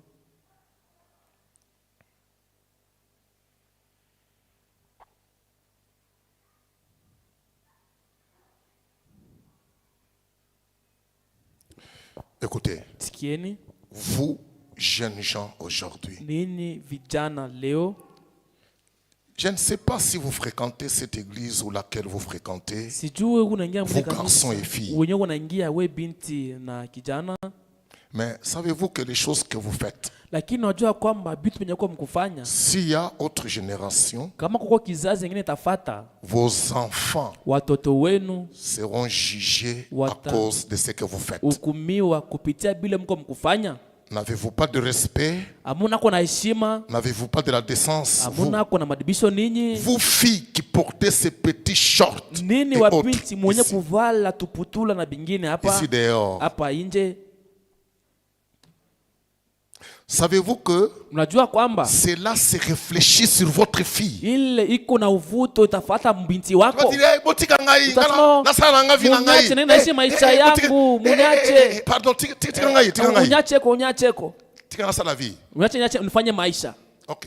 Sawa. Frère Branham parle d'une jeune fille. Kama unaona binti, Frère Branham parle d'une jeune anasemea fille juu ya binti qui est en train de porter des petites histoires partant dehors. eko là. na vala tuputula tufupi, iko natembea Elle n'est même barabara. pas encore mariée. Asiingia hata Et Frère ndoa. Branham dit que Na ndugu Branham ne sais-tu anasema, pas que ce que tu fais là, kusema kile déjà kunafanya c'est réfléchi mara moja kile sur tes unafuata enfants. na uwezo pa watoto yako, pa binti yako. Le monde est tellement terrible. Dunia inakuwa hatari kabisa. Donc il faut connaître les normes de la vie quand nous vivons Inapasha dans ces kujua canaux ici. kanuni ya maisha watu tunaishi pa hii dunia. Il faut savoir où mettre les pieds et où ne pas Inapasha mettre les jua wapi pieds. Mes amis. kukanyangia, wapi kuepuka, rafiki Alors le zangu. prophète dit, Nabii savez-vous, anasema, vous jeunes filles, we binti yetu najua n'avez-vous pas de respect au de nako la na décence? heshima ya kuvala kwa heshima. Vous, Ninyi filles qui portez ces petits shorts wa binti et wenye autres kuvala ici dehors, kutula na bingine hapa nje, savez-vous que cela unajua kwamba c'est ile réfléchi sur votre fille? iku natembea naenda kuvutisha hata binti wako. Où est votre fille? Binti wako yuko wapi? Pendant Ule que tu n'es wakati qu'une jeune fille. wakati ungalikuwa ni binti tu, Ah oui. ndio Où est-elle? yuko wapi binti wako? Elle est là. Yuko C'est le wako. prophète qui voit déjà ta Nabii fille. ndio yuko naona ule mtoto wako mwanamke, Il la voit déjà, même si tu n'es pas encore parti au hata kama mariage. umeolewa mndoa, ule binti yuko wako. Ah, elle est là. Et Donc quoi, ce que tu poses comme acte, Kile unafanya mbele déjà tendo, l'image, mara le moja, reflet ramené ni là-bas. mfano nikionyesha yenyewe kitafuata yenyewe Et cette kitafuata fille kesho, naîtra victime des na choses ule binti atazalika mwathirika wa vitu venye qu'elle ne kufanya connaît pas. benye atambui, Elle ne connaît pas ajui les tenants et les ajue aboutissants hata des mabaya na choses. mwanzo na mwisho ya vitu vinatoka wapi Elle vinaenda sera wapi. en train de se poser des questions. Na Mais pale là, anaweza maulizo, sasa mi huyu Mais nilifanyaka Mungu ni mubaya gani? en réalité, elle n'y Na est japo pour rien. ukweli hana nakosa hata moja. Il égard à ça, nous devons régler nos tirs sur la terre. Juu ya kungali Notre marche. kunapasha kutembea vizuri pa dunia, Surtout quand nous sommes dans l'église. zaidi wakati tuko mkanisa. Amen. Amina. Et le prophète ajoute, Nabii anaongeza, saviez-vous Munajua. que votre grand-mère unajua kwamba kambo yako tate wako était une jeune fille dans le vent dans les années 20.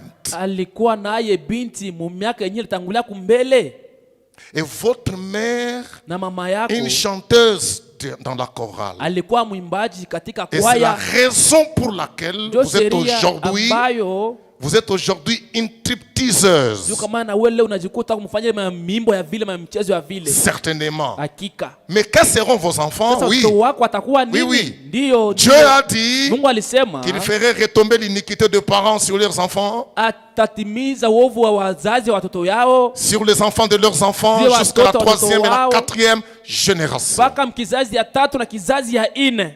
Et savez-vous, mon frère, Na unajua kwamba ndugu yangu, que chaque fois que vous faites ce qui est juste, kila mara kwenye unafanya yenyewe kuwa haki, cela retombera sur ile vos enfants. itangukia juu ya watoto wako. Les deux. Ile mbili, Faites-les bien. fanya mema, Ça a des répercussions sur iko na ta malipo juu ya progéniture. kizazi yako. Je fais le mal, Nafanya mabaya, alors attendez aussi. sasa nawe subiria, Il y a des innocents qui kuko vont payer wenyewe pour bila ça. kosa watailipiaka. L'homme né de la femme, Mtu azaleka na mwanamke c'est ce qu'il est. ndio kile eko Et il laisse, na il part na et il laisse des choses comme ça dans le anafanya monde. vitu vya vile mdunia. Et ce sont des esprits des morts. na ni maroho ya wafu. Lui, il meurt, Yeye anakufa, mais son esprit reste. lakini roho yake Et inabakia, les esprits de ces gens qui sont na maroho morts ya wale watu wenye vont balikufa influencer inaenda kuvutisha ces gens-là wale watu watabakia pa dunia, qui vivent dans ces wenye canaux-là kuishi de kwa mortels. dunia, watu wakufa. Que feront-ils s'ils ne rencontrent pas les dieux de la seconde Watafanya chance? nini kama wale watu wakutane na Mungu wa bahati ya pili? C'est-à-dire il n'y a pas de chance. Maana yake hakuna bahati yoyote. Et tous les efforts que vous allez conjuguer Manguvu yote seront yataanza vains. kujikazi yatakuwa ni Il bure, n'y a rien. hakuna kitu chochote. Amen. Mais Lakini je sais une chose. najua kitu moja, Dieu Mungu nous a fait noirs. Nous sommes des noirs. anafanya tunakuwa batu beusi. N'ayez pas honte d'être noir. Usiwe na haya ya kuwa mweusi, Parce qu'il y a aussi les gens sababu kuko tena watu qui ont honte d'être noirs. weko na haya ya kuwa mtu mweusi. Moi, Mimi je n'ai jamais eu honte d'être si noir. kuwaka na haya ya kuwa mkongomani wala kuwa mtu mweusi. Je sais, Najua nous sommes aussi dans la prophétie. tuko pia muunabii. Amen. Amina, Amen. amina. N'imitez pas les blancs. Usifatirishe, usiige Non. mzungu, Ne hapana. cherchez pas à être une blanche. Usitafute na wewe mzungu, Non. hapana. Ne cherchez même pas à avoir les cheveux de blanc. Usitafute wewe hata na nywele ya Non. watu Ne bazungu, cherchez même pas à avoir hapana. la peau d'une blanche. Usitafute wewe hata na Non. ngozi ya Il y a des mzungu. qualités qui sont attachées à nous Kuna maari mwenye que na Dieu sisi connaît, yenye Mungu pekee qui ne anajua, peut pas donner aux yenye blancs, haiwezi kusakata réservé mzungu, uniquement pour nous, les inakingwa noirs. tu juu yetu sisi watu weusi. Est-ce qu'on vous l'a dit? Est-ce que vous le Eti bali connaissez? niambia nayo eti mnaijua. Laissez-moi vous le dire ce Uniache soir niambie nayo avant de magharibi terminer. kabla nimalize. Amen. Amina. Laissez-moi vous le dire. Niache niambie nayo. Frère Branham dit Ndio maana anasema dans les messages du 3e exode, ujumbe naitwa kutoka ya je suis tatu, content d'être noir nafurahi kuwa mtu et mweusi j'aimerais rester na noir. nataka nibakie mtu mweusi. Je ne vois rien de bon dans les blancs. Sioni hata kizuri kimoja mkwa Je n'ai même mzungu. pas le souci de voir imiter un Sina hata na blanc. huzuni na hangaiko ya Ni kosa imiter kufuatilia sa peau ni mzungu, sa chevelure. wala Jamais. kufuatilia ngozi yake wala nywele yake.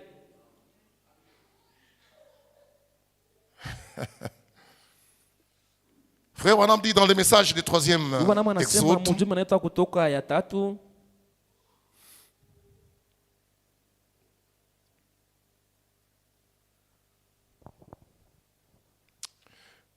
c'était un message qu'il a prêché le 30 juin. tarehe arobaini. Aujourd'hui, les jours de Arobaini ni leo l'indépendance. siku ya uhuru, Hein? tarehe 13 mwezi wa C'est-à-dire, un sita. message prêché Ujumbe le ulihubiriwa 30 tarehe 13 juin. mwezi wa sita. Un message pour notre Ujumbe indépendance. juu ya uhuru Et wetu. aujourd'hui, Na leo le 30 juin. tuko tena tarehe 13 Je mwezi wa comprends qu'il y aura sita. quelqu'un qui sera Na wazo libéré. kutakuwa mtu mwenye ce soir atafunguliwa hii magharibi hapa. Amen. Amina. Soyez-en sûrs. Muwe na ile hakikisho Ayez votre mal en patience. na On arrive. uwe na uvumilivu. Tunafikia Ayez hapo. votre mal en patience. Uwe na uvumilivu, Mettez-vous calme. mkwe tu kimya. C'est le 30 juin. Ni tarehe 13 mwezi wa sita. Et ce message prêché le 30 juin, Ujumbe unahubiriwa tarehe 13 mwezi wa sita. le prophète dit dans ce message, Nabii anasema mwe ujumbe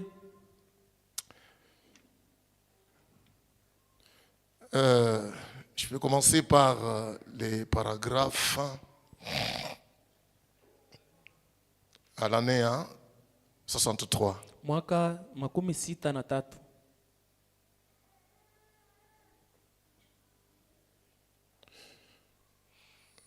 Je peux commencer par où?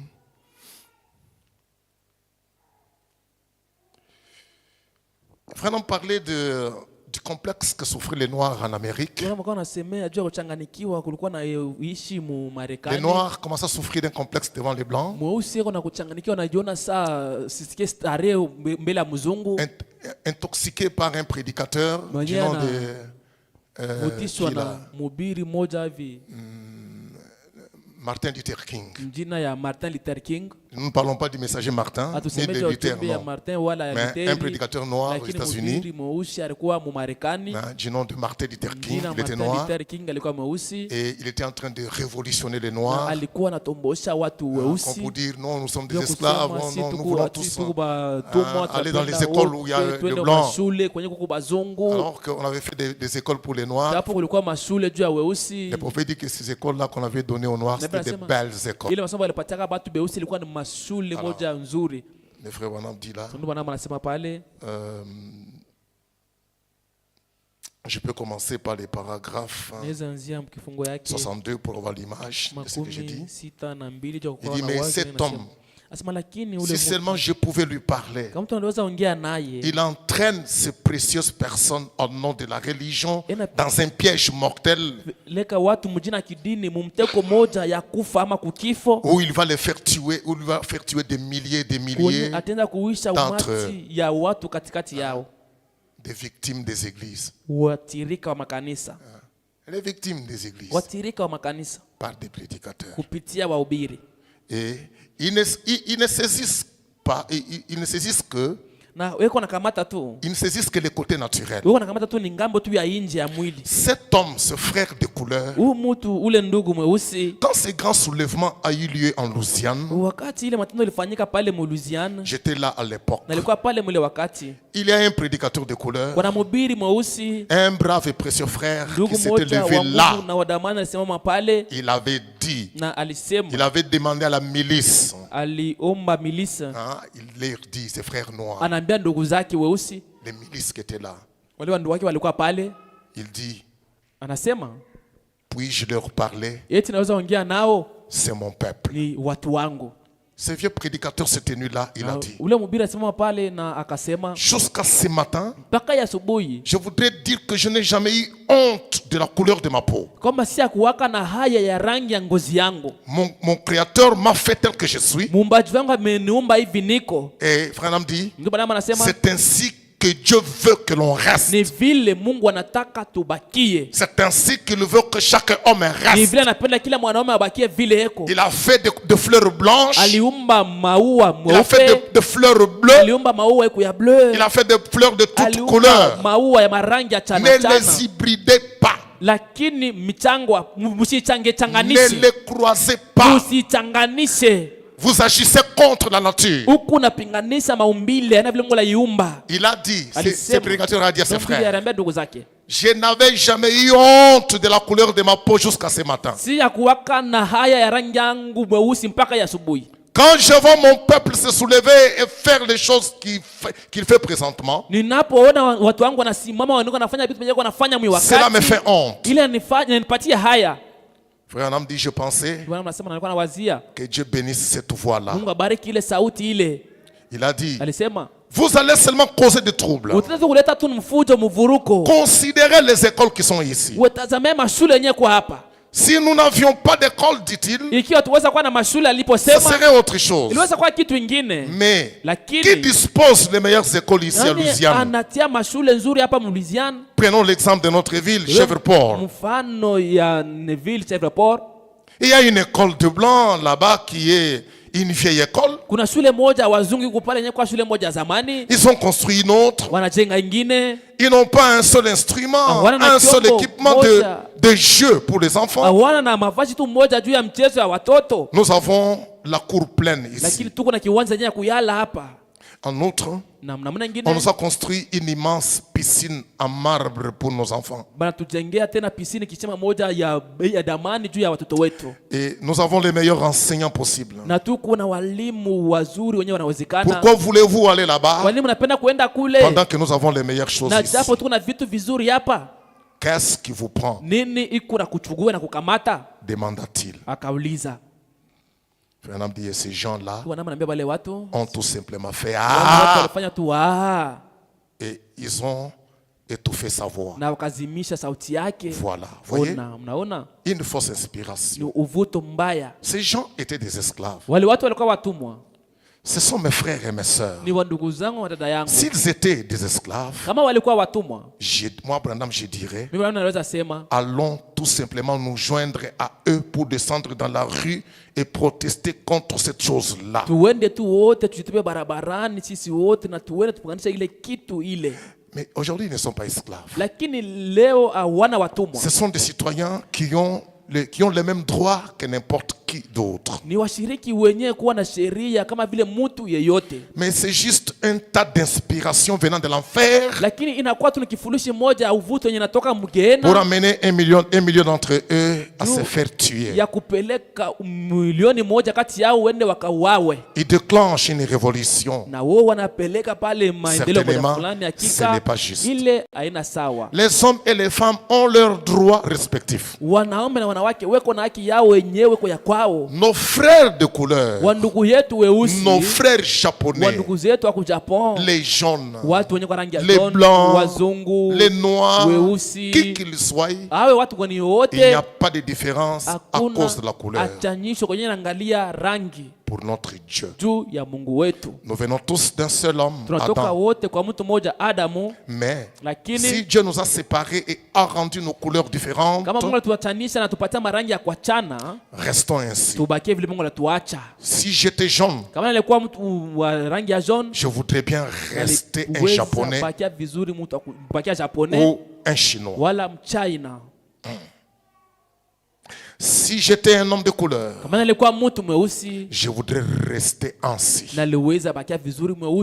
Dieu m'a créé ainsi. Vous dites Amen? Franchement, la race noire a beaucoup plus de qualité que la race blanche devrait avoir. C'est vrai. L'homme noir que nous sommes ici, nous avons, frère, nous avons beaucoup de qualités que l'homme blanc n'a pas. Beaucoup de qualités. Alors comment nous devons être complexés? Pourquoi? Non, il n'y a pas à se complexer. Nous devons nous mettre à exploiter nos qualités. Travaillons avec nos qualités, exploitons-les, nous pouvons émerger. Frère Manam dit, je les ai vus. Franchement, la race noire a beaucoup de qualités que la race blanche devait avoir. Ils ne se font pas de soucis. Ouais. Ils sont plus spirituels. Ils ont 1000 qualités que l'homme blanc ne peut même pas avoir. Dieu les a créés ainsi. Amen. Dieu les a créés ainsi. Qui pourrait mieux chanter qu'une chorale de gens de couleur?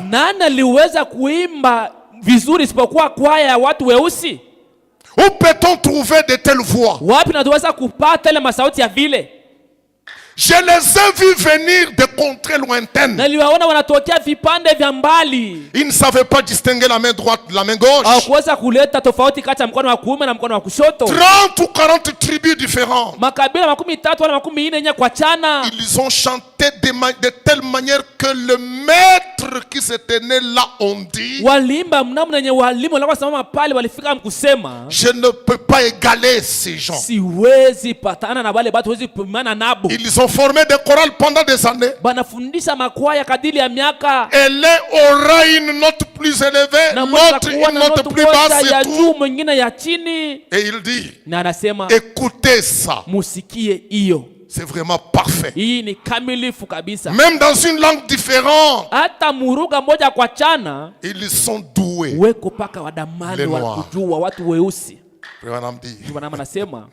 Mais voyez-vous, toute cette histoire doit arriver. Alors, c'est le 30 juin, c'est le vendredi. Alors, quant à ces qualités-là, il y a un vendredi, il y a 2000 ans. 2000 ans, un vendredi comme celui-ci. Quelqu'un a regardé la souffrance des hommes. A regardé la souffrance des femmes. A regardé la puissance que l'enfer déversait sur l'humanité. La puissance de l'enfer qui devait rendre captifs les hommes et les femmes. Des garçons et des filles. Pour les projeter dans les dimensions inférieures. Ces jours-là, quelqu'un du nom de Jésus. Amen. Amina. Après avoir tenu une conférence avec Dieu dans les jardins d'Éden, kisha fanya mazungumzo na Mungu bustani la Edeni. Dieu lui a demandé, Mungu alimuuliza, est-ce que tu es prêt? eti uko tayari? Est-ce que tu es disposé Eti uko de faire cette ya œuvre-là kufanya ile kazi pour sauver l'humanité? ya kuokoa ulimwengu? Il a dit, je suis disposé. Alisema niko tayari. Est-ce que tu es prêt pour Eti aller uko tayari juu ya à kuenda la croix et mourir? msalabani na kufa? Il dit, je suis prêt Anasema pour le niko faire. tayari kwa kutimiza kazi. Il a pris la coupe Alichukua kikombe qui contenait toutes les malédictions, yenyewe ilikuwa na laana yote, toutes les maladies, magonjwa tous yote, les échecs, makushindwa tous les kote, célibats, maumbalaka la yote, pauvreté, umaskini, hein, toutes sortes de choses que vous aina yote connaissez, ya vitu vibaya benye que mnajua l'enfer devait dégager pour gena l'amener ici. iliweza kutosha kutupa pa dunia, C'était rempli dans cette coupe-là. ibilijaza mule Mais kikombe. en tant qu'humain, il pouvait avoir Lakini peur. kama vile mwanadamu anaweza kuwa na oga, Il dit, ah Père, anasema Baba, enlève de moi cette coupe unitoshie kwa kikombe mbele yangu qui est devant moi. yenye kwa mbele yangu, Mais lakini pas ma volonté, sio mapenzi mais yangu, que ta volonté lakini soit mapenzi faite. yako tu yako itendeke. C'est selon ce qu'on a causé dans le Fatana jardin. kile baliongea mbustani. Il a pris la coupe, il a dit. Anachukua kikombe, anasema Le moment venu, il a porté la croix. muda umefika, anachukua kikombe. Amen. Amina. Il porte la croix. Anabeba, anachukua Avant de porter la msalaba. croix, là, Kabla ya kuchukua msalaba, on l'a d'abord pris balimchukua kwanza pour lui donner 39 fouets. ili bampige mafimbo 39. Donc 40 moins 1. Makumi ine matosha moja. C'était ce que la loi disait. Ilikuwa ile sheria ilikuwa nasema. C'était ce qui était écrit dans des prophéties. Ndio ile iliandika maunabii. Lorsque quelqu'un est coupable dans quelque chose, wakati mtu kama mwenye makosa mkitu fulani, on l'amène devant les wapeleke juges, mbele ya wamzi, que les juges prononcent un jugement. wamzi waseme Si il est coupable, kama kwa mwenye on makosa puisse le punir bamwapize en le frappant de 40 fouets moins 1 mafimbo 40 batosha moja pour ne pas l'avilir. ili bakose kumharibisha. Et tout ça Na ile yote avait une signification. ilikuwa na maana. Et frère Branham dit que Ndio maana anasema les 39 fouets que Jésus avait reçus ile mapigo yenyewe Yesu alipokea 39 après qu'il ait bu la coupe, kisha kuchukua kikombe, ces 39 fouets ile mapigo 39 étaient les 39 maladies graves ilikuwa magonjwa 39 ya qui nguvu étaient ya sur les hatari gens. yenyewe ilikuwa juu ya watu. 39 maladies Magonjwa graves. 39 ya hatari ilikuwa juu ya Il watu. a pris tout cela, Alichukua ile yote il a gobé en lui. na kaitia na kimeza Toutes ndani les yake, malédictions, tous les malana péchés, yote, mazambi de yote, telle manière qu'il était namna devenu malédiction. anakuwa laana.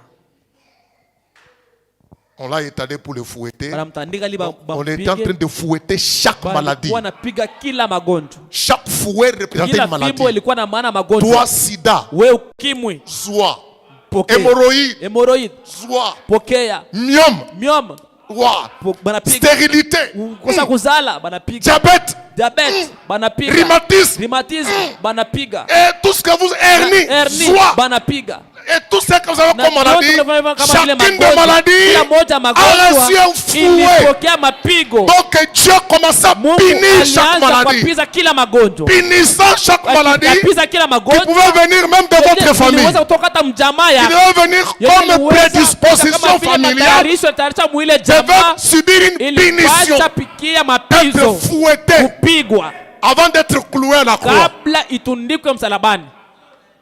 Avant d'être cloué à la Kabla croix, mpige msumari d'abord la msalaba, punition, kwanza balimiapiza. ce sont les fouets. Ilikuwa ni fimbo. Et quand Jésus pleurait, Na même, sisi ilikuwa nalia hata. c'était pas lui. Ilikuwa On haikuwa fouettait, yeye. bam! Alikuwa anapiga vile. C'est l'hernie, Ilikuwa ni hernie kuna iko Hernie. nalia. Hernie, appendicite, appendicite, diabète, diabete, hein, crise cardiaque, crise cardiaque, rhumatisme rhumatisme. et tout ce que vous avez comme Na maladie. vyote mnabeba vile magonjwa. Maintenant, Sasa il fallait maintenant aller clouer toutes ces maladies et malédictions à la croix. ilipasha sasa wakatulibisha ile magonjwa yote kumsalaba. Alors, il a Sasa pris la croix anachukua msalaba en train de monter avec, iko napanda nayo.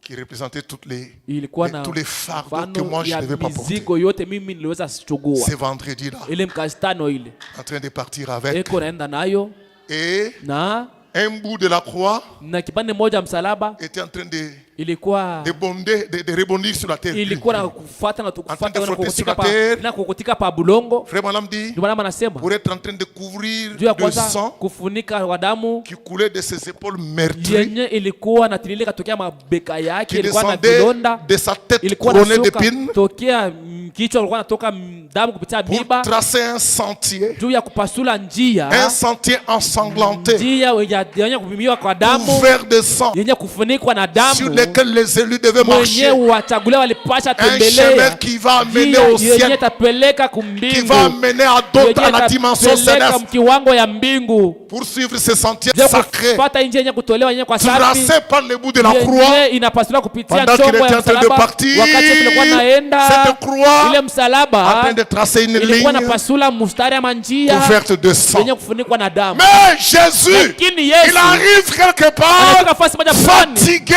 anachoka, Personne ne pouvait hakuna l'aider. mtu anaweza Il n'y kumsaidia, avait pas un blanc hakukuwa mzungu qui devait l'aider. anaweza kumsaidia. Pendant qu'il était fatigué, Wakati alifanya tombé, kuchoka na il nguka, est sorti Simon de Cyrène. anatoka Simoni.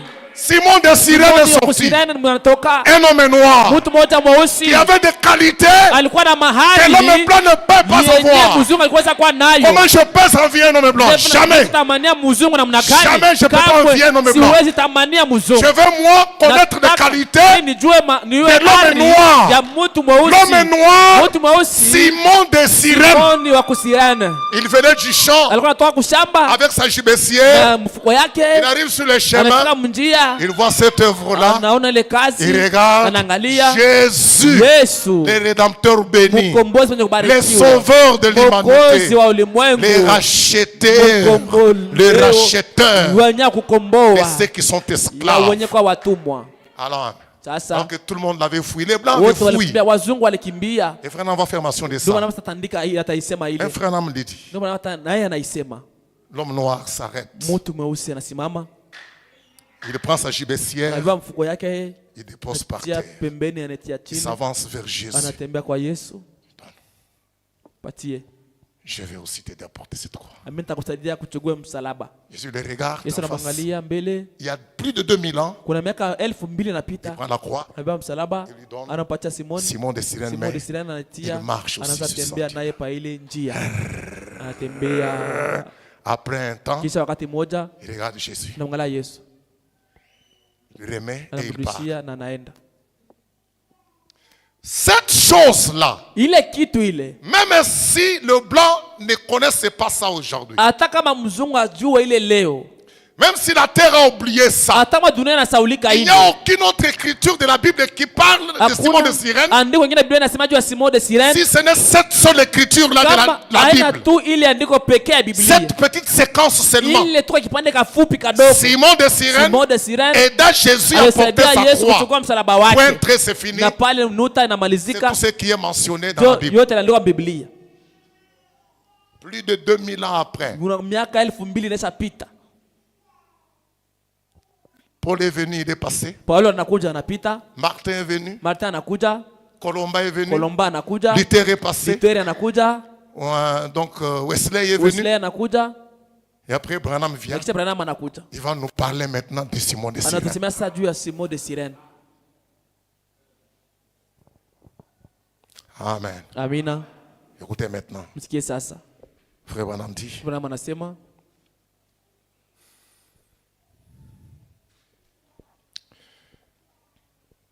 dans le message expectatif ujumbe kungojea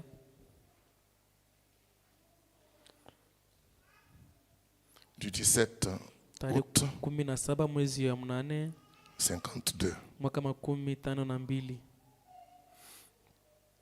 Je peux lire à partir du verset, paragraphe 27. Naweza somea tokea kifungu 27. Frère Branham est en train de parler d'une histoire Bwana anasema juu ya hadithi d'une certaine fille aveugle. ya binti Une moja, jeune fille. binti moja kipofu. Aveugle. Kipofu, Tous ses deux yeux étaient couverts de cataractes. macho yake yote mbili kwa safunikwa na magonjwa Elle kukosa voyait plus. kuona, asikuwa anaona tena. Le médecin l'avait promis que, bon, Ganga à un alitaka moment, kusema wakati moja on va hivi soigner ça. tutatunza, Quand les yeux vont un peu grandir. wakati macho itafika mkoma lako. Mais après un moment, Lakini wakati moja quand hivi on kisha l'a amené pour que le médecin puisse walipopeleka traiter juu ça, mganga apime kutunza ile le médecin a magonjwa, dit il n'y a pas moyen. mganga anasema kuna namna yoyote. Si on touche à cette cataracte, Bakigusa ile magonjwa ya on macho va vile toucher les sione, nerfs optiques. tutagusa nerve optique Alors ça reste comme ça. na pale inabakia tu vile. Pas de chance. Hakuna bahati. Il est resté là avec la anabakia pale kipofu. Alors un jour, à la radio, Siku moja ku elle radio va entendre les témoignages akasikia ushuda de certaines personnes qui étaient aveugles comme elle ya mtu mmoja alikuwa kipofu kama vile et yeye, qui étaient aussi guéries na yeye alitunzwa par les réunions des frères Branham. kupitia kusanyiko la ndugu Branham. Elle a eu le désir d'aller dans ces réunions. Akaona nia ya kwenda mwile kusanyiko, Elle a fait des bruits, amenez-moi dans afanya ces makelele, réunions. nipeleka mwile kusanyiko. Alors on l'a amené Sasa à l'endroit où wakampeleka devait basi passer, kwenye où les frères ont passé des Ndugu réunions. Branham alikuwa anafanya kusanyiko, Elle était avec son père. alikuwa na baba yake.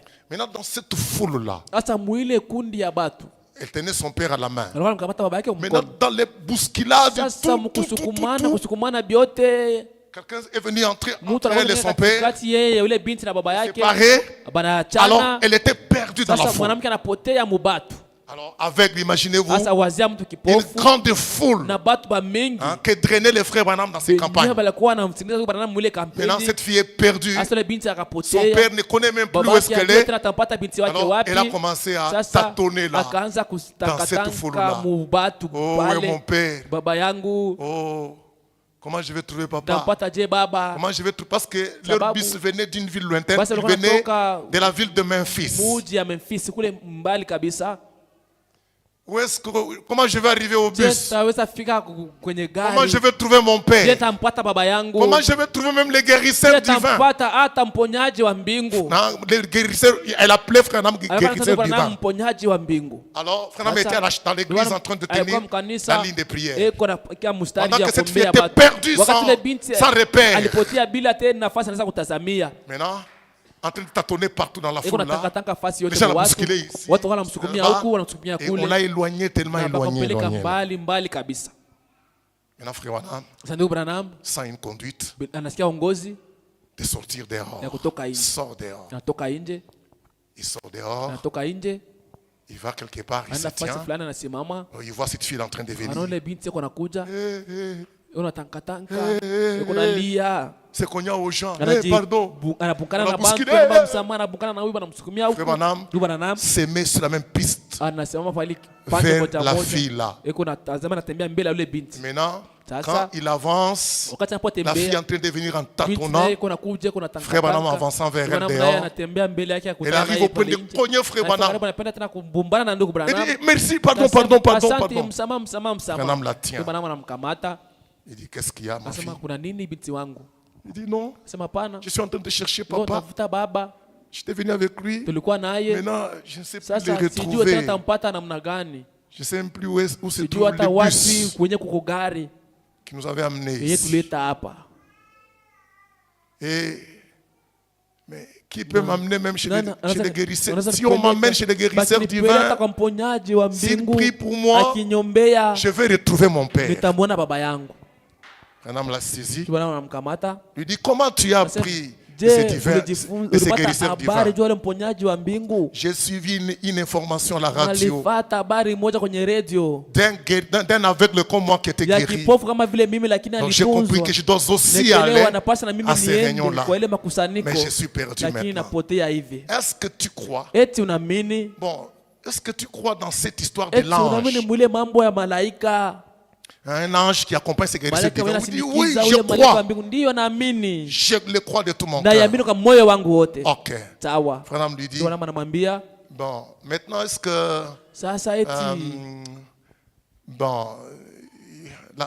la fille lui dit, est-ce que tu peux me conduire là où se trouvent les guérisseurs divins? kwenye kwa mponyaji wa mbingu. Il dit, Anasema, ce n'est pas les guérisseurs Nasema divins, ina mponyaji wa mbingu. mais c'est lakini Jésus qui ni guérit. Yesu juu yuko naponya. Il guérit à Yuko travers son naponya serviteur. kupitia watumishi wake. Moi, Mimi je suis Niko- le frère Branham. niko ndugu Branham. Quand il a pris que c'était frère Wakati Branham, alisikia tena ndugu Branham anamkamata, elle l'a saisi. anamshika. Branham dit, laisse-moi. Bwana Dis, anasema uniache. elle l'a saisi dans les habits. Elle Anamkamata l'a collé dans mavazi. les habits. Anamkamata mavazi. Branham dit, ne Bwana- fais pas beaucoup de bruit. Nasema usifanye makelele ya Tu mingi. risques d'attirer l'attention Ni de la karibu foule ici. kokote akili ya watu bote. Ils vont vite courir vers ici. Watakuja mbio kuja hapa. Alors, ne t'agite pas. Sasa Sois calme. usitengetenge kwa kimya. Frère Branham s'entretient Ndugu un Branham peu anaongea kwa avec naye elle. kidogo naye. C'est que je vais juste Ndio parler. kile nitasemea kidogo hapa.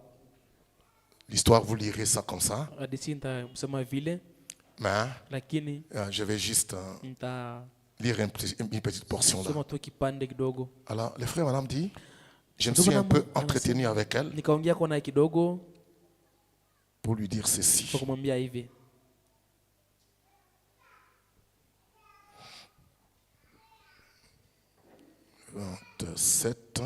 Makumi mbili na saba. C'est long, mais j'ai... Mrefu lakini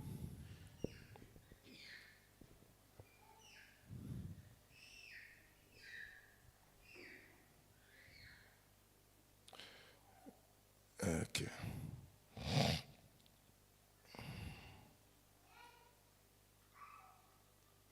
J'ai dit, eh bien, jeune fille, nikasema vizuri binti, crois-tu, je suis au para 29 pour gagner du temps, kifungo 29 kwa kukomboa wakati, crois-tu à une telle affaire, unaamini kwa hii kazi fulani, hii kazi à mambo ya cette hivi? époque où nous avons de bons médecins Mimi wakati mwenyewe tuko na baganga et la science bazuri médicale et tout, na maarifa ya kiganga na biote, croyez-vous que cette affaire au sujet de cet ange qui est apparu à cet homme-là est la vérité? unaamini kwamba hii mambo, hii maneno ya malaika yanaonekanikia huyu mtu, ile mambo ni ukweli? Il a dit oui, monsieur. Nasema ndio bwana nchi. Eh bien, Vizuri, elle ne me voyait pas asikuwa ananiona parce qu'elle était complètement aveugle. sababu alikuwa kipofu kabisa J'ai kabisa. dit, Nilisema, comment as-tu appris ceci? je, ulipata habari juu ya hiyo? Elle a dit à la radio ce Alisema matin, ku radio ya asubuhi. j'ai entendu un homme qui était aveugle témoigner. Sikia mtu alikuwa kipofu alikuwa anashuhudia. C'était donc cet homme qui avait été aveugle pendant 10 ans. Ni ule mtu là-bas. alikuwa kipofu kadiri ya miaka 10 kule. Elle a dit, je l'ai entendu Alisema, témoigner. nalimsikia kuna shuhudia. Je l'ai même entendu lire la Bible. Nalimsikia hata kuna soma Biblia. Messieurs, Bwana c'est nchi. l'unique espoir que j'ai pour Ni voir. tumaini pekee ninayo juu nipate kuona. Veux-tu dire que tu, frère Nam lui dit, veux-tu dire que tu crois une telle chose? Wewe wanasema wewe unapenda kusema kama unaamini kitu kia hivi? Elle a dit, Alisema, écoutez messieurs, sikia bwana nchi. est-il possible que vous m'ameniez là où il se trouve? Inawezekana unipeleke kwa penye kwa ule mtu. Si vous m'amenez là où il se trouve, Ukinipeleka penye kwa ule mtu, je retrouverai mon papa après. tamuona baba yangu kisha ile. Madame dit, oh là là, Ndio wanasema yewe. c'était trop pour moi. Ilikuwa mingi juu yangu.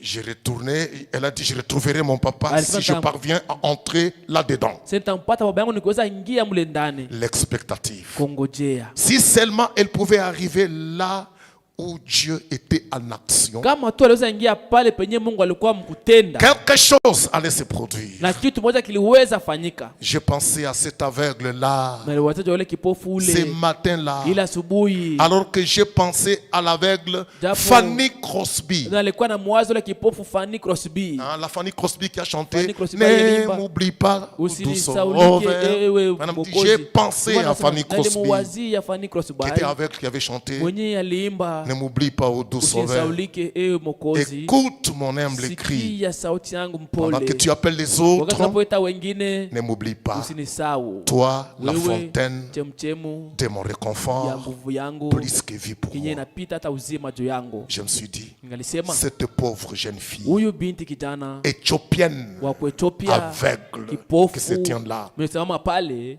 Si un aveugle a pu recouvrir la vie, pourquoi pas elle? kama kipofu aliweza kuona, kwa nini yeye? Là, j'ai eu pitié d'elle. Pale nikamwonea huruma. J'ai dit, écoute, reste très Nikasema, calme maintenant, je te bakia prie. tu kimya sasa na kuomba. Elle dit, oui, Sema monsieur. ndio bwana nchi, Allez-vous me faire entrer? utaniweza nipeleka mle J'ai dit, ndani? un instant maintenant. Nalisema wakati mmoja sasa hivi. Maintenant, personne ne sait que nous sommes ici en train de Sasa parler. hakuna mtu anajua, sema tuko hapa tuko naongea. J'ai dit, Unasema qui dis-tu unasema que tu nini? dois rencontrer? Unasema unapaswa kukutana na nani?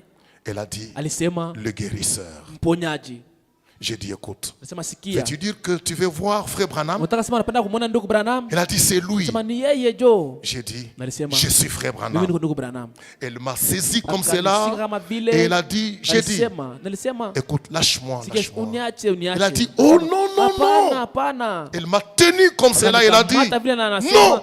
hapana. Elle a dit, Alisema est-ce vous les guérisseurs? eti ni wewe ndiye mponyaji. J'ai dit non, je Nikasema, suis frère hapana, Branham. mimi niko ndugu Branham. C'est Jésus qui est le Ni guérisseur. Yesu jo mponyaji. Elle a dit, eh Alisema bien, vizuri. vous êtes l'homme qui avait prié pour cet homme-là. Wewe tunaombeaka ule mtu ule. Elle a dit, merci Seigneur, Alisema, merci asante Bwana, Seigneur. asante Bwana. En me tenant comme cela Alafu par nikamata. le revers de ma veste. Kama vile kupitia kipande ya vazi yangu ya J'ai dit, koti. écoute, Nasema demoiselle, sikia. j'aimerais te tenir la main, Napenda nikamate kumkono. mais c'était impossible. Lakini ilikuwa nguvu. Je n'arrivais pas à lui faire lâcher prise. Sikuweza kumfanya nyatilie. Je tirais comme cela. Niliweza sema vile. Et elle Nikokota tirait ma vile. veste. Nilikuwa nakokota koti yangu. Je ne voulais pas Sikuwa tirer l'attention nataka des gens. kokota mawazo ya watu wote. Alors, je l'ai Sasa. simplement prise prise par la main, Nikamkamata tu kwa mkono comme ceci, kama vile, et je les ai tenus. na nikamkamata kwa J'ai mikono dit, nikasema, maintenant incline la tête sasa inamisa kichwa et ne dis rien. na useme kitu, Garde silence. kaa kimya.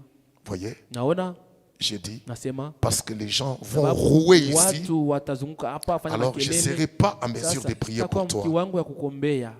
Il a dit, Alisema je vous écoute, nakusikia, je vous écoute. nakusikia. J'ai dit, maintenant incline Nasema la sasa tête inamisa kichwa et crois que na Jésus uamini kwamba Yesu va te rendre la vue. atakupatia kupata Il a kuona. dit, je sais qu'il va le Alisema faire najua maintenant. kwamba Yesu ataifanya hapa sasa. Alors, il a incliné la tête Akanamisa kichwa comme cela. kama vile Voici la ona prière que j'ai faite. ombi yenyewe alifanya. Oh my. Eh, Amen, amen. amina. Voici la prière que j'ai Ona faite. ombi yenyewe J'ai alifanya. dit, Nalisema Dieu Tout-Puissant, Mungu Mwenyezi, Créateur des cieux et la terre, muumbaji wa mbingu na dunia, exauce la prière de cette jibia pauvre ombi fille ya huyu noire. binti maskini mweusi.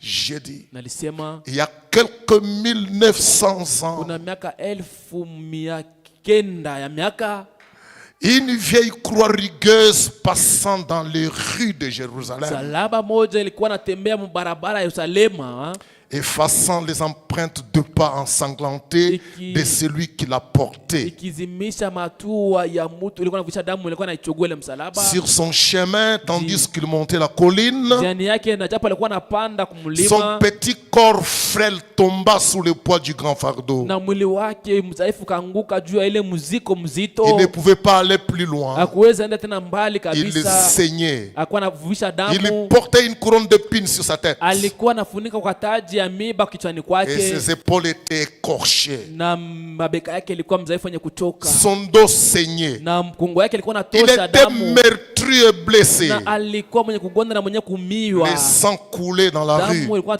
natiririka Son barabarani, petit corps frêle na s'écroula. mwili wake mwenye udhaifu ulikuwa mwenye kuchoka. Simon, Na Simoni l'Éthiopien, wa Kuethiopia, Simon de Cyrène, Simon de Cyrene, un homme de couleur mtu mweusi qui venait là, a pris mwenye la croix. alikuwa pale akachukua msalaba Il s'est dit, na akajambia, je vais l'aider à porter la croix. nitamsaidia kwa kuchukua msalaba. J'ai dit, Nikasema, Dieu bien-aimé, Mungu mpendwa, souviens-toi de cela, Seigneur Jésus. kumbuka ile Bwana Yesu. J'ai dit, Nalisema, voici ona une de ses enfants mmoja binti wa mwana wake titubant dans une obscurité totale. na tankatanka mugiza kabisa. J'ignore pourquoi tu m'as envoyé Sijue à kwa côté de nini ce bâtiment-ci. wanatuma pembeni ya hii majengo hii, Mais nous avons appris que lakini tunajifunza kwamba le pas du juste sont conduits par l'Éternel. hatua ya wenye haki naongoza na wa milele. Dans ces cas, Kwa Seigneur, hivi Bwana, tout ce que je peux faire, yote yenye naweza fanya c'est de te ni ya demander. kukuomba Je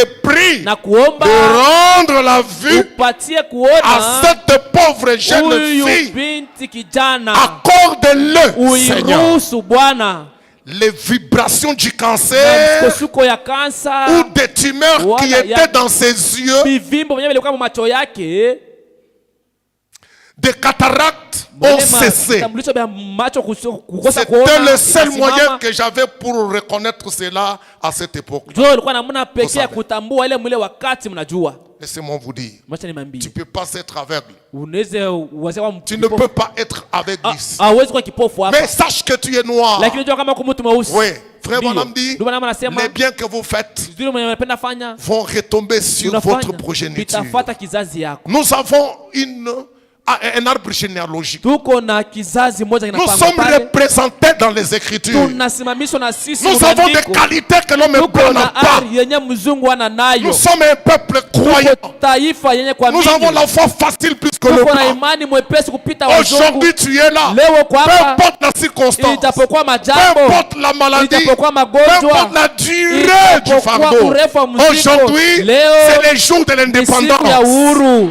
Aujourd'hui, leo c'est les jours de la ni liberté siku des ya Noirs. ufungulivu ya Le weusi. vendredi là, Mastano ile notre baba Père, yetu Simon de Cyrène, avait partagé les souffrances avec aligawanya Jésus mateso na Yesu pendant que le blanc était indifférent. wakati wazungu Notre walikuwa Père kule. en nous. Baba yetu tani Mon wetu, père à moi, baba yangu mimi, mon ancêtre à moi, kambo yangu mzee avait wangu participé à l'œuvre du alishiriki calvaire, kukazi ya avait Kalvari porté la na croix. alichukua msalaba. Tu n'as pas le droit de rester malade. Hauna na haki ya kubakia mgonjwa, Tu n'as pas le droit de rester hauna pauvre. na haki ya kubaki Tu n'as maskini, pas le droit de rester sous la hauna haki ya malédiction. kubakia chini ya Tu es lahana. l'enfant de Simon de Uko Cyrène. mtoto wa Simon de Cyrène, Reconnais-toi comme cela. ujitambue kama Que vile Dieu a été représenté il y a 2000 ans. kuna miaka 2000. Même si on n'a pas fait grand mention de Simon de Cyrène, sana juu ya Simon de Cyrène à travers les âges, kupitia on bizazi n'en a pas parlé. Mais hawakuisemea. il fallait attendre le temps de l'enfant. Ilisubiri wakati Que William Branham vienne akuje pour nous apporter une seconde kutuletea chance. bahati ya pili. Pendant que nous étions Wakati rejetés, tulikuwa kuwataliwa, victimes de ceci, waathirika wa hiki, victimes de la waathirika guerre, wa vita, victimes de la maladie, waathirika wa magonjwa, victimes de la pauvreté, waathirika wa umaskini, victimes de la famille waathirika wa jamaa et toutes les choses na sombres vitu vyote vya giza qui pouvaient être sur venye l'humanité. viliweza kuwa juu ya Ces dunia. jours-là de Ile vendredi, siku mkastano c'est aujourd'hui ni vendredi. leo mkastano, Acceptez votre liberté. itika uhuru wako.